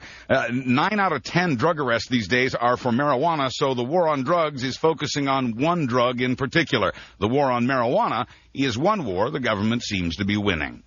Quoting the president, make no mistake about it, we are at war. The U.S. Navy was fired upon by 3 missiles today, and Al-Qaeda's taking the credit. It's the most serious attack on our Navy since the attack on the USS Cole 5 years ago. They missed, though, right? They didn't hit anything. No. Well, they didn't hit us. Yeah. The missiles were fired from Jordan, and although one U.S. ship suffered a close call, the only casualty was a Jordanian soldier, and one other Jordanian was wounded. The target was clearly, however, U.S. sailors, but the missiles used in this attack have a reputation for being less than accurate. No damage done to the almonds? Not that I know of. All right. Yeah, I love those. A file containing some of the papers written by Supreme Court nominee John Roberts, a file of his writing, has vanished. It disappeared from the Reagan Library. Where'd it go? Don't know. Where is it? Gone. Disappeared from the Reagan Library. Hey, what happened? After being viewed by a couple of lawyers from the White House and you made me pop your eye out for Johnny R. A couple of lawyers from the White House and the Justice Department took a look at the files. After that, gone. The papers reflected Roberts' views on affirmative action, also known as the give a brother a break rule.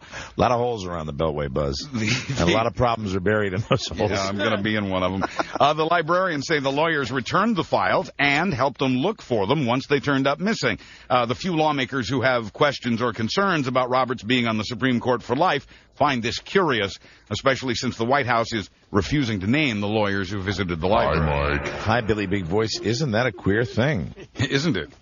You know, you were doing Joe Pesci there. Yes. And Buzz is talking all this serious stuff, and I couldn't help but remember that once again I caught Goodfellas. Cinemax is running that. Skinemax. It's one of the few good movies. When they do run, they run it all the time. Right. It's like a gift because all the other movies are crap. And I got like 20 minutes when I was on the treadmill of the best. Well, it's hard to say because it's subjective. Right. Yeah, there's so many good ones. There's the guy with the gray hair. Okay. that De Niro pisses off, and he's the maid guy that Pesci pisses off. That pisses off Pesci. Yeah. Anyway, he's a maid guy, right? And they kill him, and they've got his body in the back of the car, and they drive to Joe Pesci's mom's house, and the mom is played by what's his Martin name? Scorsese's mom. Right. And they're talking about, and he comes and he's got blood all over his shirt. And he's talking about the deer that they hit, and he says, and he got his little foot, his paw in the front of the car, and his paw. De Niro has to say, no, it's the hoof, and Ray Liotta's brilliant, and it's like 20 minutes of that movie that absolutely just. And they bury the guy, and then they go right from that to the Lufthansa score. Yeah. And Ray Liotta just blowing money on what's her name, the Sopranos lady. His Gumar, Lorraine Bracco. Yeah, Lorraine Bracco is wife. She's his real wife. Yeah, I mean she's the wife, and she gets the money too. Right. The Gumar is the girl that he's getting the coke with from Pittsburgh. I caught it at the very end, and this is kind of a weird way to look at a movie, though. But at the very end, I'm kind of depressed when I see the very end of Goodfellas, because it's the scene where he talks to the camera when they're in court, and he's getting the dirty look from Robert De Niro and the dirty look from Paul Sorvino, and you just say to yourself, oh, man, the fun's over. Yeah. What a drag. Wouldn't you rather they ran the same good movies over and over instead of running so many bad ones? Oh, yeah. Just keep running that. And again, in Goodfellas, besides the obligatory violence, which by now we've been desensitized to and I even laugh at, I do notice, though, the music in that movie kicks ass. I mean, like, it's got one scene with a lot of violence and, like, kicking guys in the head, and Layla's playing in the background. And it's the perfect part of that song. It's just, like, happy enough to let you know what the time frame was. And they do that one slow piano riff in Layla where they do the slow shot of those two people in the pink Cadillac. Yeah. Very, very scary. Good movie. I'm sure we're not the only ones that feel that way about Goodfellas. No, you're not. But I feel somehow abnormal that I like the movie. I can't watch Goodfellas without just clouding up a little bit. Much like Burt Reynolds with Jerry Reed. I can't clouding up with Jerry Reed. If John Roberts... Oh, and listen, hold on. Buzz, I didn't have a chance to announce this earlier. It was very important. Rob, I need that bump, that green thing, that fanfare. I'm just going to announce something. Oh, good. And I'm trying to keep my private life private. I know. Okay? I'm probably going to go to the Redskins game tonight because I got the tickets. I'm going to go see Huey Lewis on Sunday night. And sometime over the weekend, I want to go see the 40-Year-Old Virgin. Yes. Okay, so...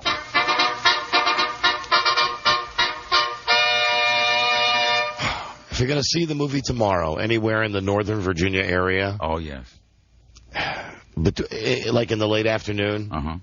Shut the frig up! No talking. No talking. Please. No talking. I mean, no talk. Now, through the previews, too. Previews are coming attractions. I want to point this out to my fellow moviegoers. We've all seen the previews. That's right. We've all seen where he gets waxed. We've all seen where he says the stuff to the girl in the store, and then she says, like, oh, do you want it in the trunk or whatever? We've seen that. Don't repeat those lines when the movie happens. Or any line. No talking under any circumstances. No narrating, no describing. You are allowed to laugh. Please, laugh heartily. Go ahead, enjoy yourself. Have fun. You can even say something out loud like, God damn, that's funny. Oh, wow. But here's what I don't want is... Kelly Clarkson! Kelly Clarkson! Yeah. No repeating. I will not tolerate that this weekend. And this is for any theater in the greater Northern Virginia area. I'll just leave it out there for the stalkers. You know where I go to the movies. That's right. Reston Town Center. National Amusements. Okay? Silence at every daytime showing of the 40-Year-Old Virgin. And remember, he may or may not be armed. This is true. That's all I ask. But, now you got him doing it. It'll be Guess the Showtime. I may be there with my friend Smith & Wesson watching this movie. I'm serious. Don't F up this movie. It might happen this time around. Don't F it up. Just shut up. Don't make me come around individually. Don't make him. Don't make me be a bad guy now. Thank you. Yeah. And you'll gladly sign autographs after the lights come up. That's right. Of course. From his theater seat. That's right.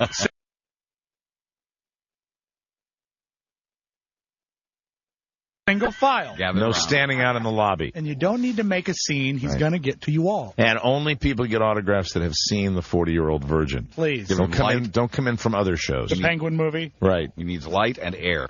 So give him room. Now, if John Roberts' views on women's rights are any indication, women and people of color would be nervous. He worked against women's rights, John Roberts did, when he was with the Reagan administration. He once wondered in writing, quote, whether encouraging homemakers to become lawyers contributes to the common good. He wrote a memo to the president urging him not to support the Equal Rights Amendment for women. This is Robert the Mailman. He wrote that state laws protecting women from job discrimination were, quote, highly objectionable. He said equal pay for women is, quoting again, anti-capitalist. And he wrote that 40 years of rulings by the Supreme Court on behalf of women's rights were, quoting again, misguided. Oh, boy. We are slowly learning more about the mysterious Supreme Court issue.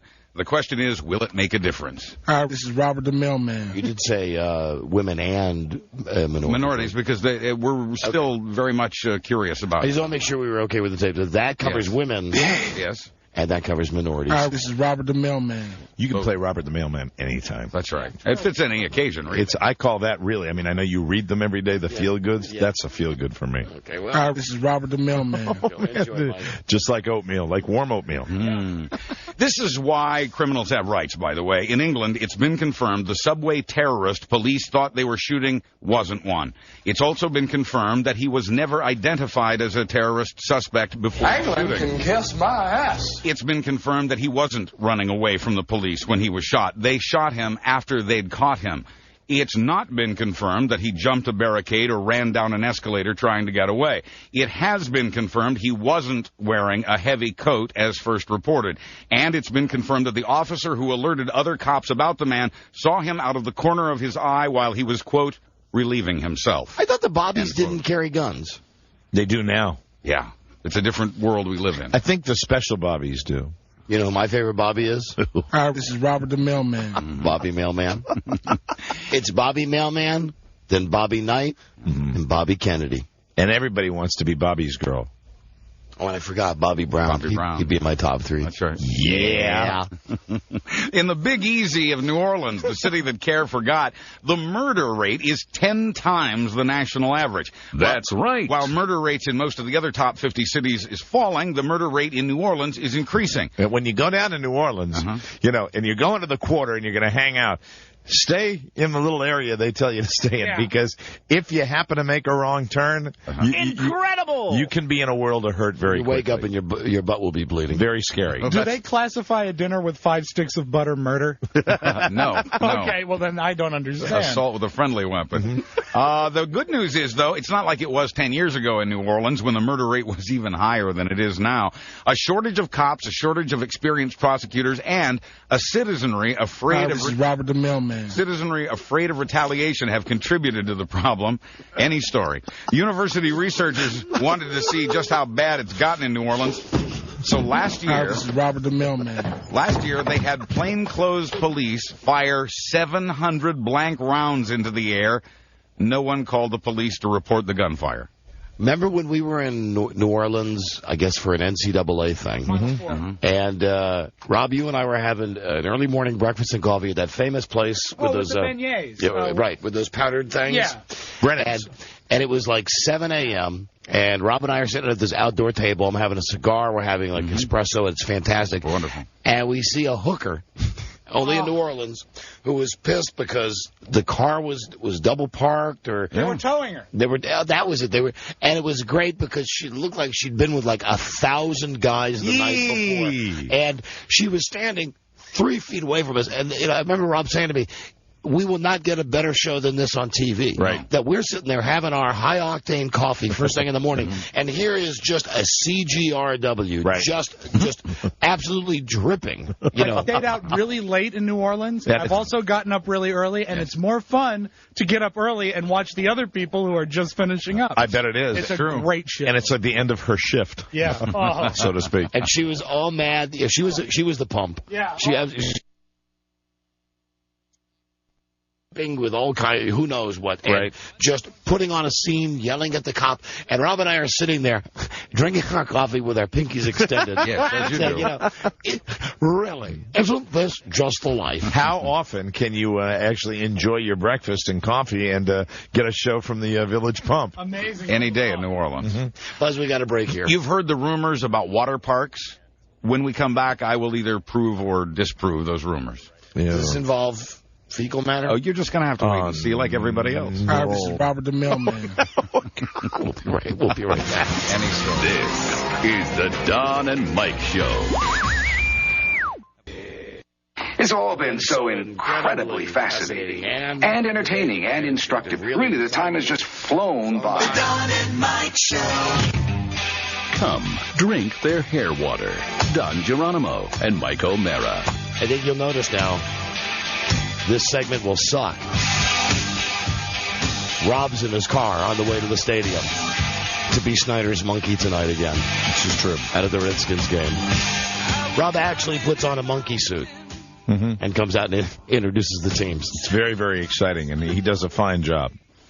And, Rob, if you're listening, this segment is going to suck because you're not here. Hi, Buzz. Hi, Don and Mike. You've heard the rumors, of course, about water parks. See, I told you. Already, it's gone to hell. Now, not far from Syracuse. I kid, of course. Of course. Love Rob. You kid because you love. That's love right. Rob. That's the truest thing in the world. Love Rob long time. Perhaps too much. Still doesn't mean he couldn't be replaced. Not far from Syracuse, New York, more than 700 people are sick with a highly contagious intestinal bug. Hi, this is Robert the Mailman. There we go again. 700 people, and quoting one official, the numbers are growing significantly. The fever, diarrhea, and nausea from this bug can This is Robert the Mailman. Can last for weeks. The Center for Disease Control has been called in. Spray ground has been shut down. This is Robert the Mailman. At a time it normally hosts 1,000 people a day. Spray ground? Sorry, kids. Park's closed. Bacteria out front. Should have told you. That sounds bad right there. Doesn't it? Is an NFL owner trying to be the next Disney? Oh, are we going to talk about Dan Snyder? We just happen to have time, and I didn't put this in the paper this morning. That is fascinating. Washington to buy Six Flags. Washington Redskins owner Dan Snyder wants to get into the amusement park business. Yes, Don. Excuse me. Yes, Dan. Hello, hotline. I think it's going pretty well, actually. Well, it was. Segment. How are you doing in traffic? You know, it's amazing. I'm already at the stadium. That's great. Congratulations. Hey, we're just going to do the story now about Snyder wanting to turn Six Flags into the next great destination for vacations. I hope he can do it in the next 2 hours because I'll go there after the game. Hey, exciting. It could happen. It'll be fun. Make it into a weekend. Oh, Rob? Yes. Hi, this is Robert the Mailman. I'll see him there. Say hi to your good lady for me. Talk to you later. Bye. Oh, and sweet. I think he hung up. What is it? It's not Sweet Day. What Kiss your good lady for me? No. The other Sunnier Days? Oh, yes. Sunnier Days. Sunnier Days. Thank you. Yeah, Sunnier Days. That's right, Ben. In the way that rich guys do, Dan Snyder's trying to get control of the Six Flags company. He does not want so much control. He'd have to take on the company's $2.5 million in debts. As a shareholder already, that's one of his complaints, debt by poor management. But he would like 35% of Six Flags. That's about 2 flags. That's right. I think it's a wonderful opportunity. And he'd like to be the company's chairman. Well, I was reading a long article in the Washington Post about this today. He envisions, and this is kind of what he's done to the Washington Redskins. I mean, I'm not talking about the on-field product. I'm talking about when you go to the stadium for the experience. Right. You feel like you've been raped. I mean, you've been raped from an advertising standpoint. It's worse than going to the movies. That everywhere you look, you see an ad. During the game, they're running ads. They run TV ads with a louder volume than they do when they play the na-na-na-na-na, hey, ba-na-na-na. I read today that when he was sizing up the company, he and this other whiz guy from ESPN who he's hired, they think the biggest asset with Six Flags is that they've got all these places, all these parks where people go, and they're missing so many opportunities for advertisements. Yeah, right. That there are millions of eyes that go through every day, and gosh, God forbid that they walk through one part of an amusement park and not be sold something. Will they be improving the parks? They did not mention that. They'll be improving the advertising. Yes. Terrific. Snyder would like his friend who runs Disney's ESPN to sit on the board with him. For all those people at Six Flags, get ready for sunnier days. In sports, Oakland Raiders receiver Randy Moss admits he's used marijuana for his entire 7 years in the NFL and still smokes it, quote, every blue moon. Now, you know, I know we got to wrap this up. I read this story and saw it, and then I saw Randy Moss on ESPN. Right. It's going to be on the Bob Costas show, I think, on HBO. Brian Gumbel, actually. Yeah, I'm sorry. I saw Randy Moss saying this is taken out of context, that he's talking about what he did when he first came into the league, and it's not what he does now. As far as abusing it, letting it take control of me, I didn't do that. That's a quote. Asked if he still partakes, Moss said, and this is on tape, I might have fun, predominantly in the off-season. Oh, God. Maybe he'll be like Ricky Williams, where he has so much fun he doesn't want to come back. Finally, now here's a drug problem. Houston, Texas has become known as the city of syrup because of the widespread abuse by young people of cough syrup. Estimated that nearly 1 in every 3 Houston youth has been at some point loopy on the cough medicine. Hello. Hey, man, put it in a champagne glass. Now a half dozen Hello, Joe. pharmacists are charged with illegally dispensing the highly addictive cough syrup known as codeine with promethazine. The kids call it purple syrup or scissyrup. Let me put that in a champagne flute for you now. The room was like a meat locker, and Jack. Start 'em young, that's what they say in Japan, where a new beverage for kids has just hit the market. It's called kids beer. It looks and tastes like the real thing, complete with a thick, foamy head. Hey, Catherine Elizabeth, Daddy's coming home. Kids beer sells under the slogan, even kids cannot stand life unless they have a drink. Yeah. I'm Buzz Burbank on the Don and Mike Show. Sorry, we're out of No! That's it. We do have to go. We're preempted for the Redskins tonight. We'll be back Monday with the brand new episode. Have a great, safe weekend, everybody. Love you, Frida. Love you, Bart. We'll see you on Monday. Our website will be back up then as well. Good day to you, sir. Good day to you, sir. Good day to you, sir. No talking. Oh, and Joe. a terrible cough. Hey, Joe had a snappy retort ready. Right. So long, everybody. Till we meet again, this is Sammy Davis here to say, be kind, be nice, and I hope the next performer has the pleasure of having as nice an audience as you've been tonight. And let me leave you swinging. This is the Don and Mike Show. Get the good stuff. Right now would be a good time to come to Napa Auto Parts because you can get a Napa Power 65-month battery for just $39.99 with exchange. And if it carries a Napa name, it's manufactured to the highest industry standards. Did you know summer's high temperatures could be tougher on your battery than the cold? So if your battery isn't getting the job done, take care of it now with the Napa Power 65-month battery for just $39.99. Get the good stuff. Napa, get the good stuff. Guess what that sound is? Let me help you out. It's a jail cell door getting slammed shut after you've been booked for DUI. Don't think you'll get caught? Think again. Officers are cracking down from coast to coast this month. So listen up. If you drive impaired, you will pay. The choice is yours. Designate a sober driver or you drink and drive. You lose. This message brought to you by the U.S. Department of Transportation. Ever wonder who coined the phrase, "We eliminate the middleman"? Well, one thing's pretty certain. It wasn't the middleman. And how did they eliminate him? Something fishy there. But I digress. Geico pioneered direct-to-consumer car insurance over 65 years ago, and they've been saving smart drivers money ever since. Give them a call, and you might ask them, what did they do with the middleman? Geico's customer satisfaction stands at 97%. How would you rate your car insurance company? Geico. 1-800-947-AUTO. 15 minutes could save you 15%. This Sunday, starting at 9, 8 Central on VH1. 3 all-new reality shows with a celebrity twist. First, an all-new Surreal Life. This is more scary than jail. Playing house celebrity style. Then, Hogan Knows Best. Wrestling's in my blood, but my family's in my heart. Tough Love just got tougher. Followed by Celebrity Fit Club 2. But I'm still hungry. Taking off the 10 pounds the camera adds and then some. VH1 Celebrity. All new episodes this Sunday at 9, 8 Central, only on VH1. Go to VH1.com's V-Spot for exclusive outtakes. It's the Don and Mike Show on Pittsburgh's new talk station, The Edge, 1550. NBC News Radio, I'm Rosalind Jordan at the White House. A major loss for drug maker Merck. In the first of thousands of lawsuits pending concerning the painkiller Vioxx,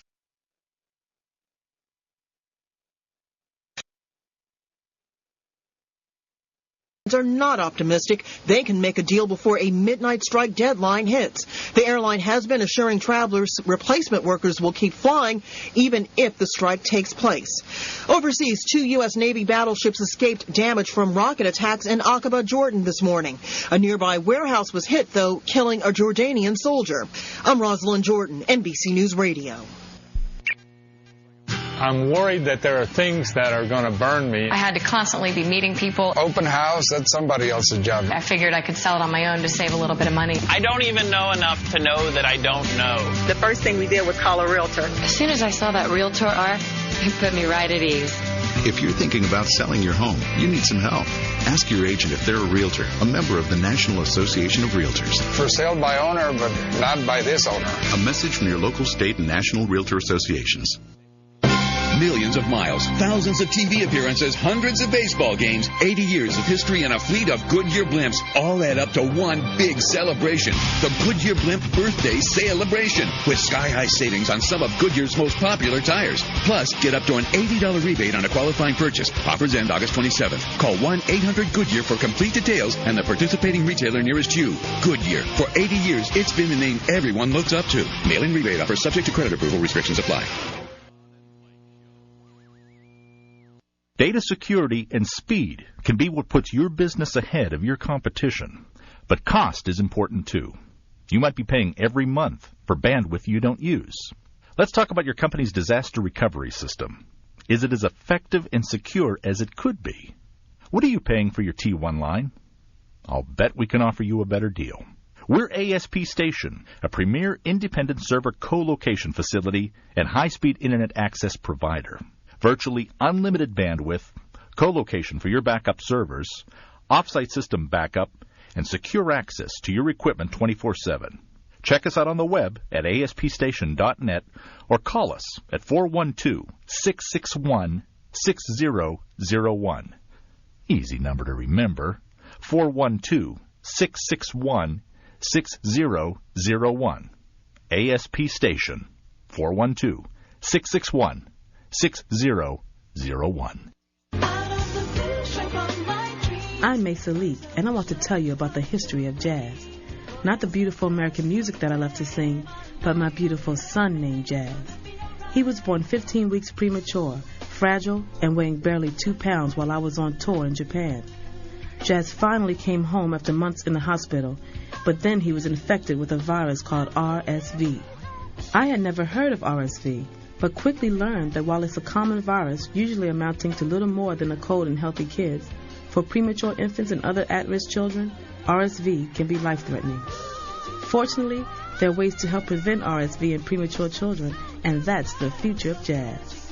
To learn more, call 1-877-848-8512. That's 1-877-848-8512.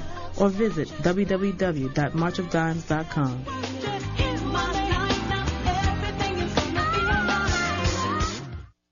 WURP Braddock. WURP Braddock. Pittsburgh's new talk radio station is 1550 The Edge.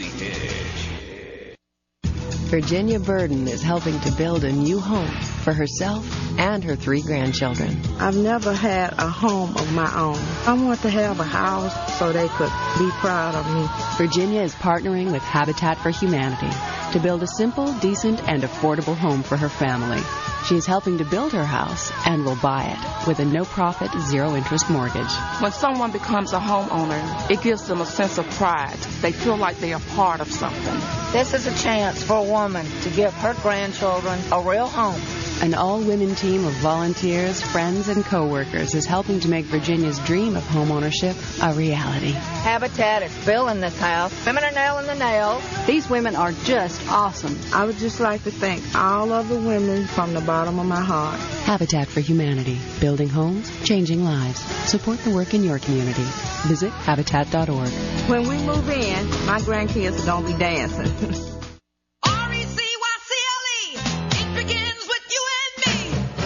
Is so cool. Yowzer the soda bottle here along with Cruiser the car tire. Right, listen up. Do you know I can be recycled into new products like soaker hoses? And if you think that's cool, listen to this. I can be recycled to make T-shirts. No joke. You might say we never get tired of recycling. Yeah, whatever. For information, call 1-800-346-4242. Sponsored by the Pennsylvania Department of Environmental Protection, Edward Rendell, Governor.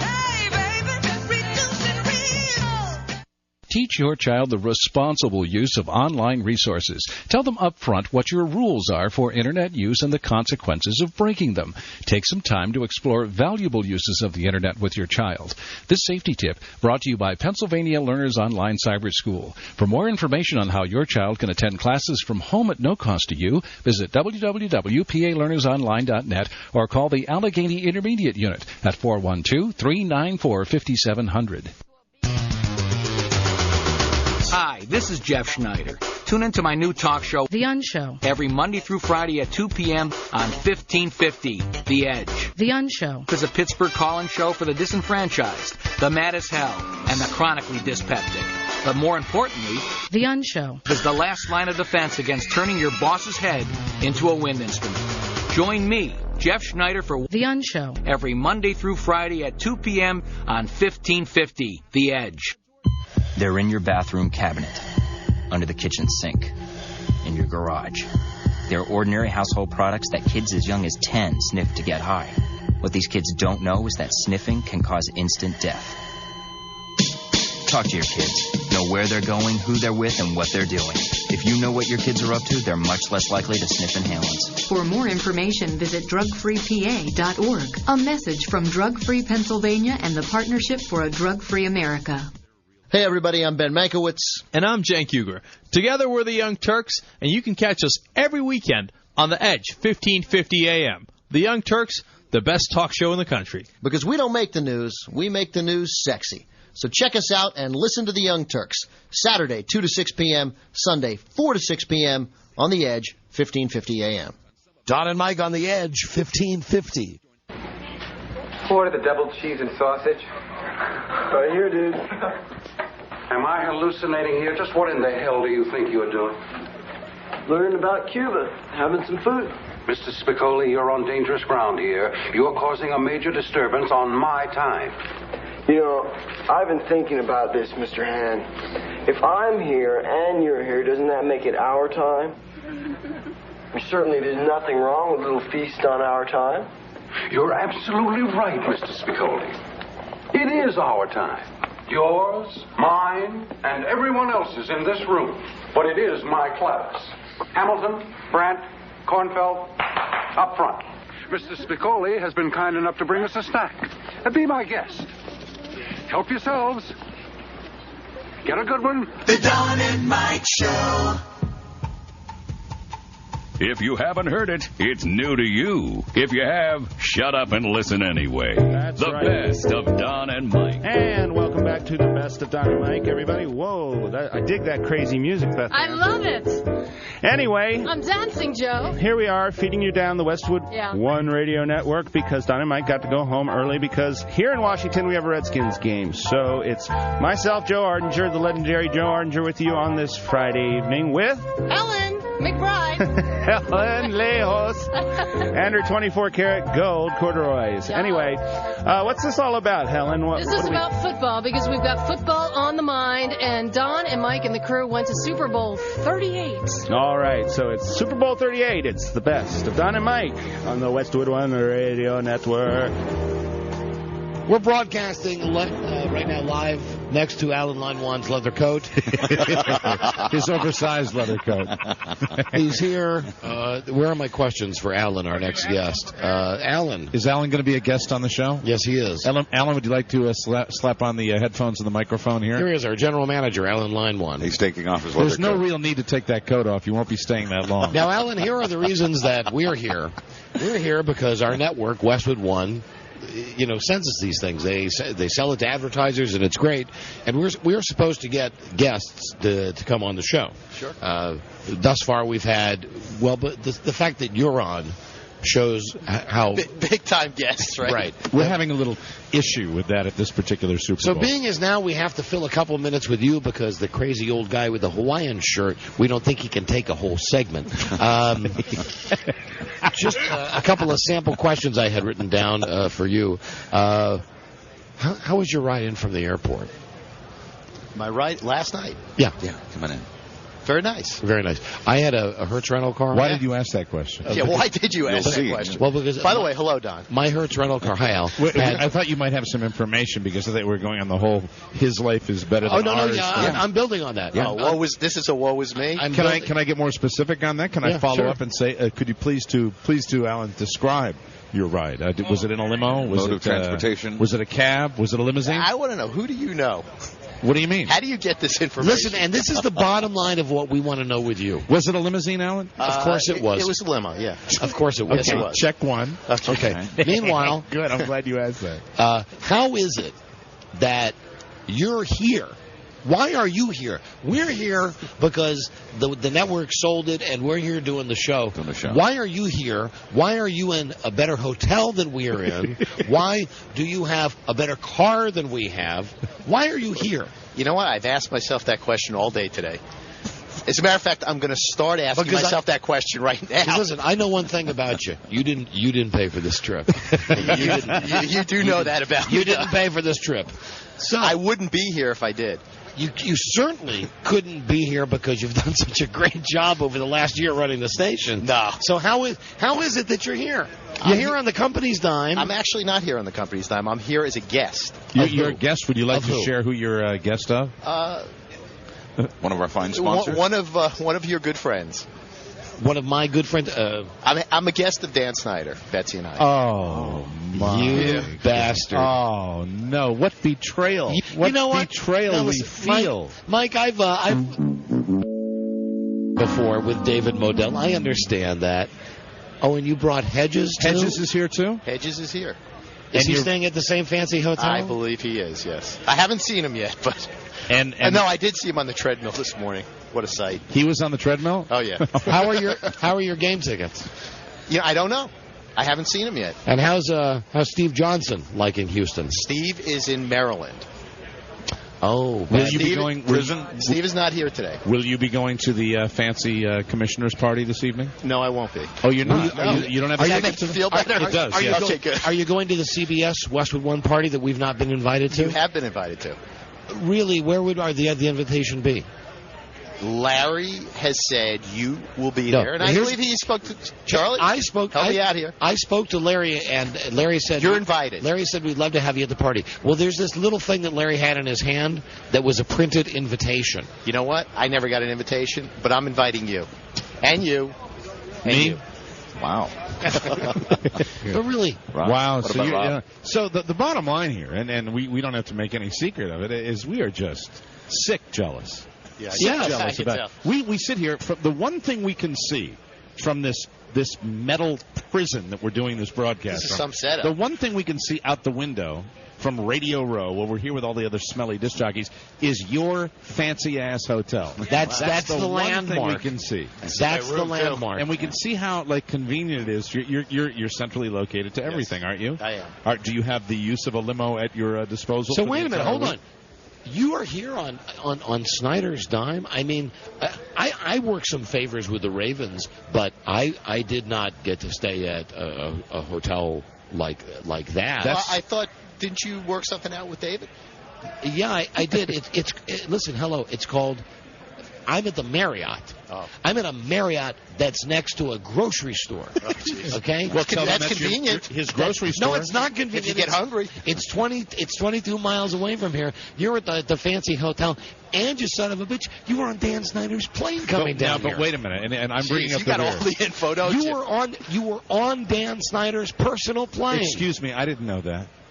You were on a private plane? He didn't tell you that? He was on the plane that has the Redskins logo on it. His own personal J.O. plane.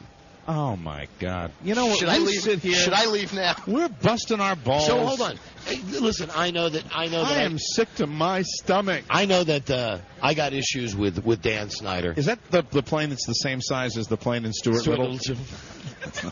I am flying the plane. Here we go. I know I got Alan, I'd like you to be my guest. I know I got my I'd like you to stay issues. at my fancy hotel and fly my little plane. Whee! But here's the thing. You're coming here on Snyder's dime. You're putting us in crack house hotels. Why don't you at least... Do you know where my hotel is? Alan, we haven't talked about my hotel. You know where? Oh, you're not staying in the same hotel? No, I'm not in the same hotel. We're broadcasting from Houston. Do you know where my hotel is? Dallas. San Antonio. Mm-hmm. So anyway, nicer you're city. You're here. You're right about that. Will you be sitting with the Snyders during the game? I don't believe so, no. But I don't know where I'm sitting at this point. But it's not going to be with them. Was the little guy on the plane when you flew down? No. So it was just you and other dignitaries? Other important station people? There were about 11 people on the plane. 11 very fortunate, lucky people. Correct. Mm-hmm. I'll give you a little bit of credit. Ken never swung anything like that. Thank you. You know, that's the only credit I'll ever give you. I appreciate that. And I'm being a little nice because your lovely wife is sitting here. Was Bennett Zier on the plane? No.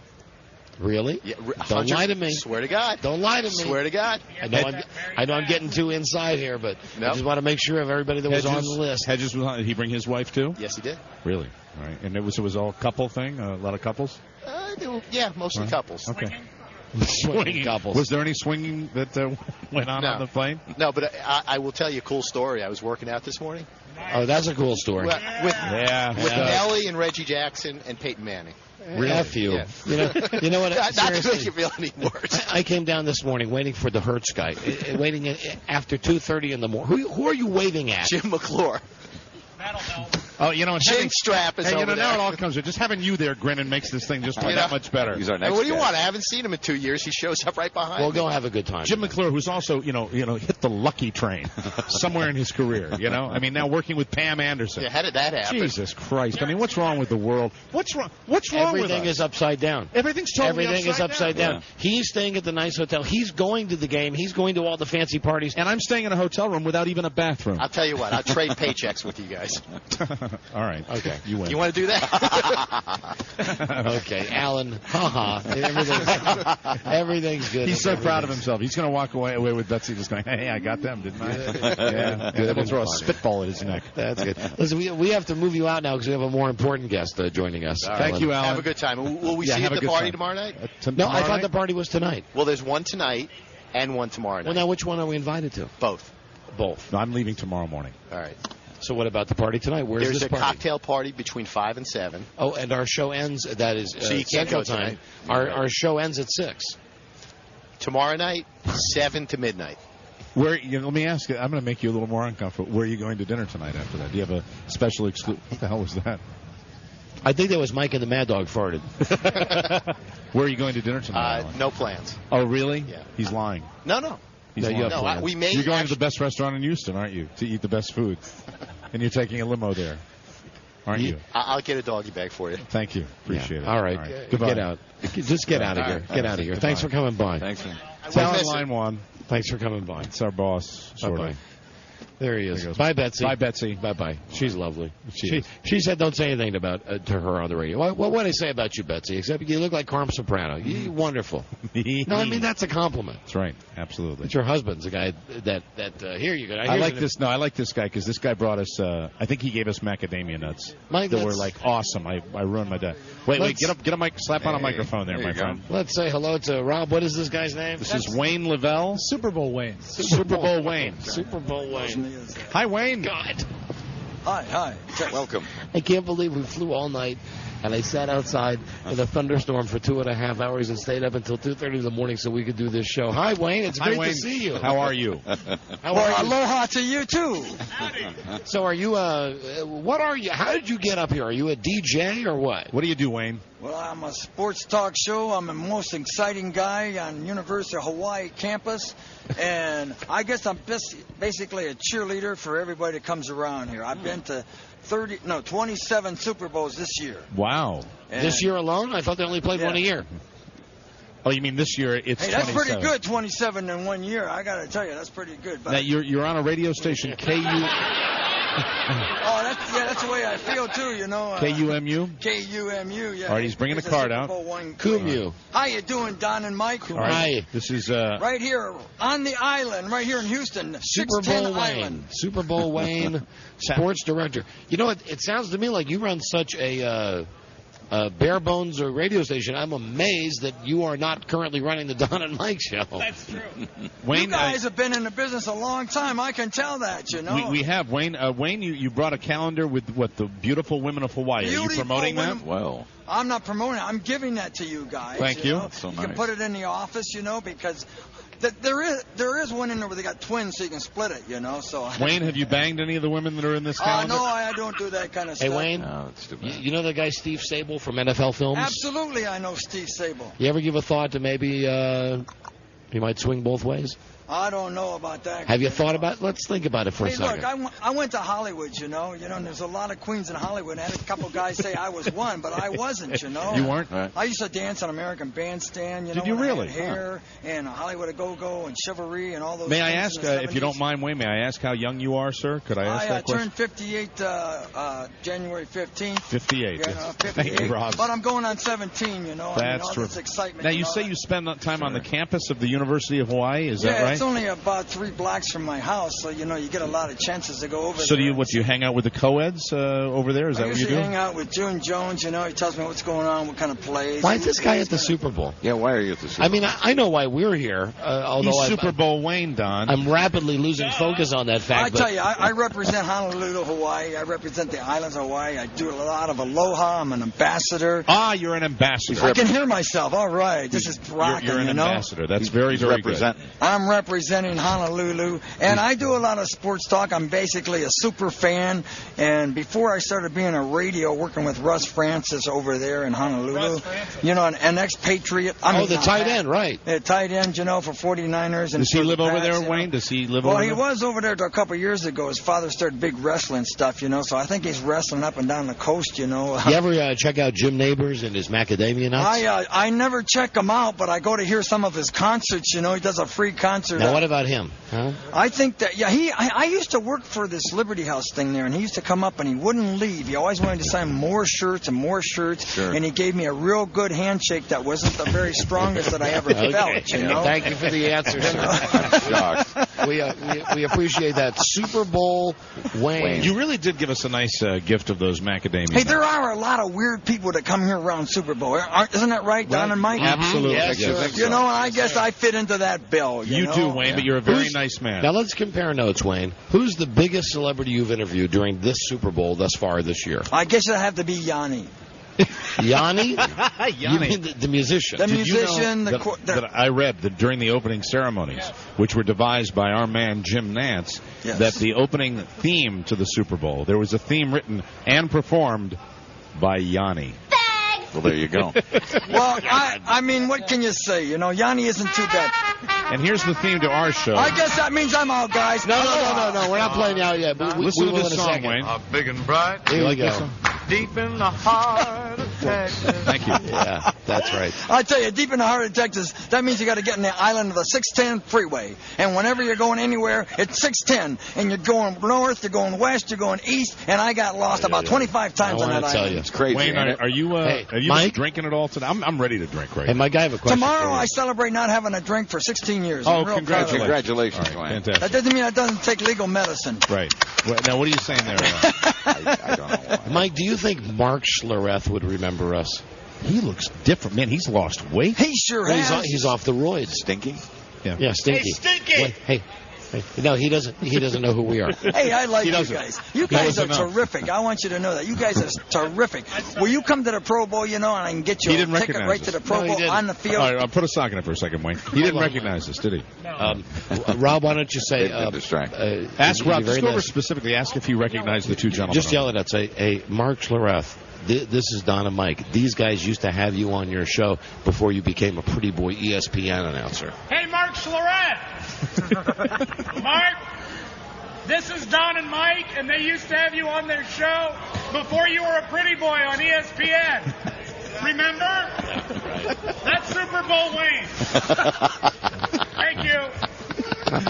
Good job, Rob. That's good. That's good. And now, look at he's trying to still have a business conversation. You know who he loved? Oh, Matt. No.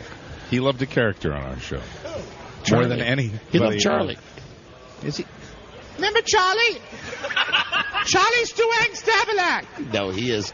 He's going to come by? Or Yeah, is he not there you come by? go. I got him. Is he coming Hey, by? Wayne, thank you. Thank you, Wayne. Hey, this Super guy's Bowl bigger man. than me ever. All right, course thanks he for is. the macadamia nuts. Bye, dude. We were just doing a thing where we were seeing if you remembered us, and I said, No, I bet he if doesn't. he doesn't remember us, You guys are still on the air?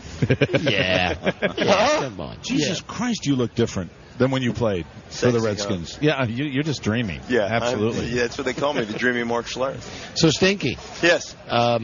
Here, well, do your Charlie, because that's what you used to like. You remember that, right? Oh, I love Charlie. Charlie was my favorite. Charlie was his favorite. I remember one time you're sitting there with I forgot who you were sitting with. It might have been Bostic, and you were sitting there, and you guys made me like on a patio at a golf tournament do Charlie. Right. And these two big guys were making me do Charlie. It was at one of Mark Whipman's tournaments. It was a surprise birthday party for Mark. That's right. That's right. Yeah, and I did that. So now you're a fancy boy on ESPN. Well, you know.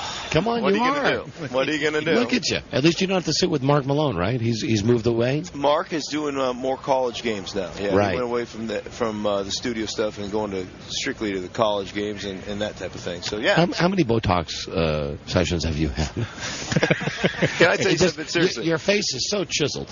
You know what? I have the skin of a China porcelain doll. And see, the thing about my skin is when you've grown up in Alaska and you spent 18 years basically devoid of sunshine, your skin is just like, I mean, it is. It's like baby bottom smooth. It truly is. So it's very, it's a very coveted thing around the ESPN studios. My skin, I go into makeup and they just look at me and say, Go on out. Get out. Get out. We don't even need you. You know, it's like when Fonzie used to look in the. Remember when Fonzie would look in the mirror and he'd check himself and go, hey. All right, Stinky, get out of here. We just want to say hi to you. Mark Schlereth, congratulations on your success. Now, where are you guys at? You guys still in D.C. area? We're everywhere, though. We're syndicated to a bunch of cities that. We're on in Alaska, aren't we? Are we still on in Alaska? Negative. No. We're not on in Alaska anymore? Not this week. Don't show him the affiliate list. It's embarrassing. Let's just tell him we're coast to coast. Well, we are technically coast to coast. Very much so. Yeah, just a lot of holes in the middle. We're on in Sacramento, California, and we're on in Portland, Maine,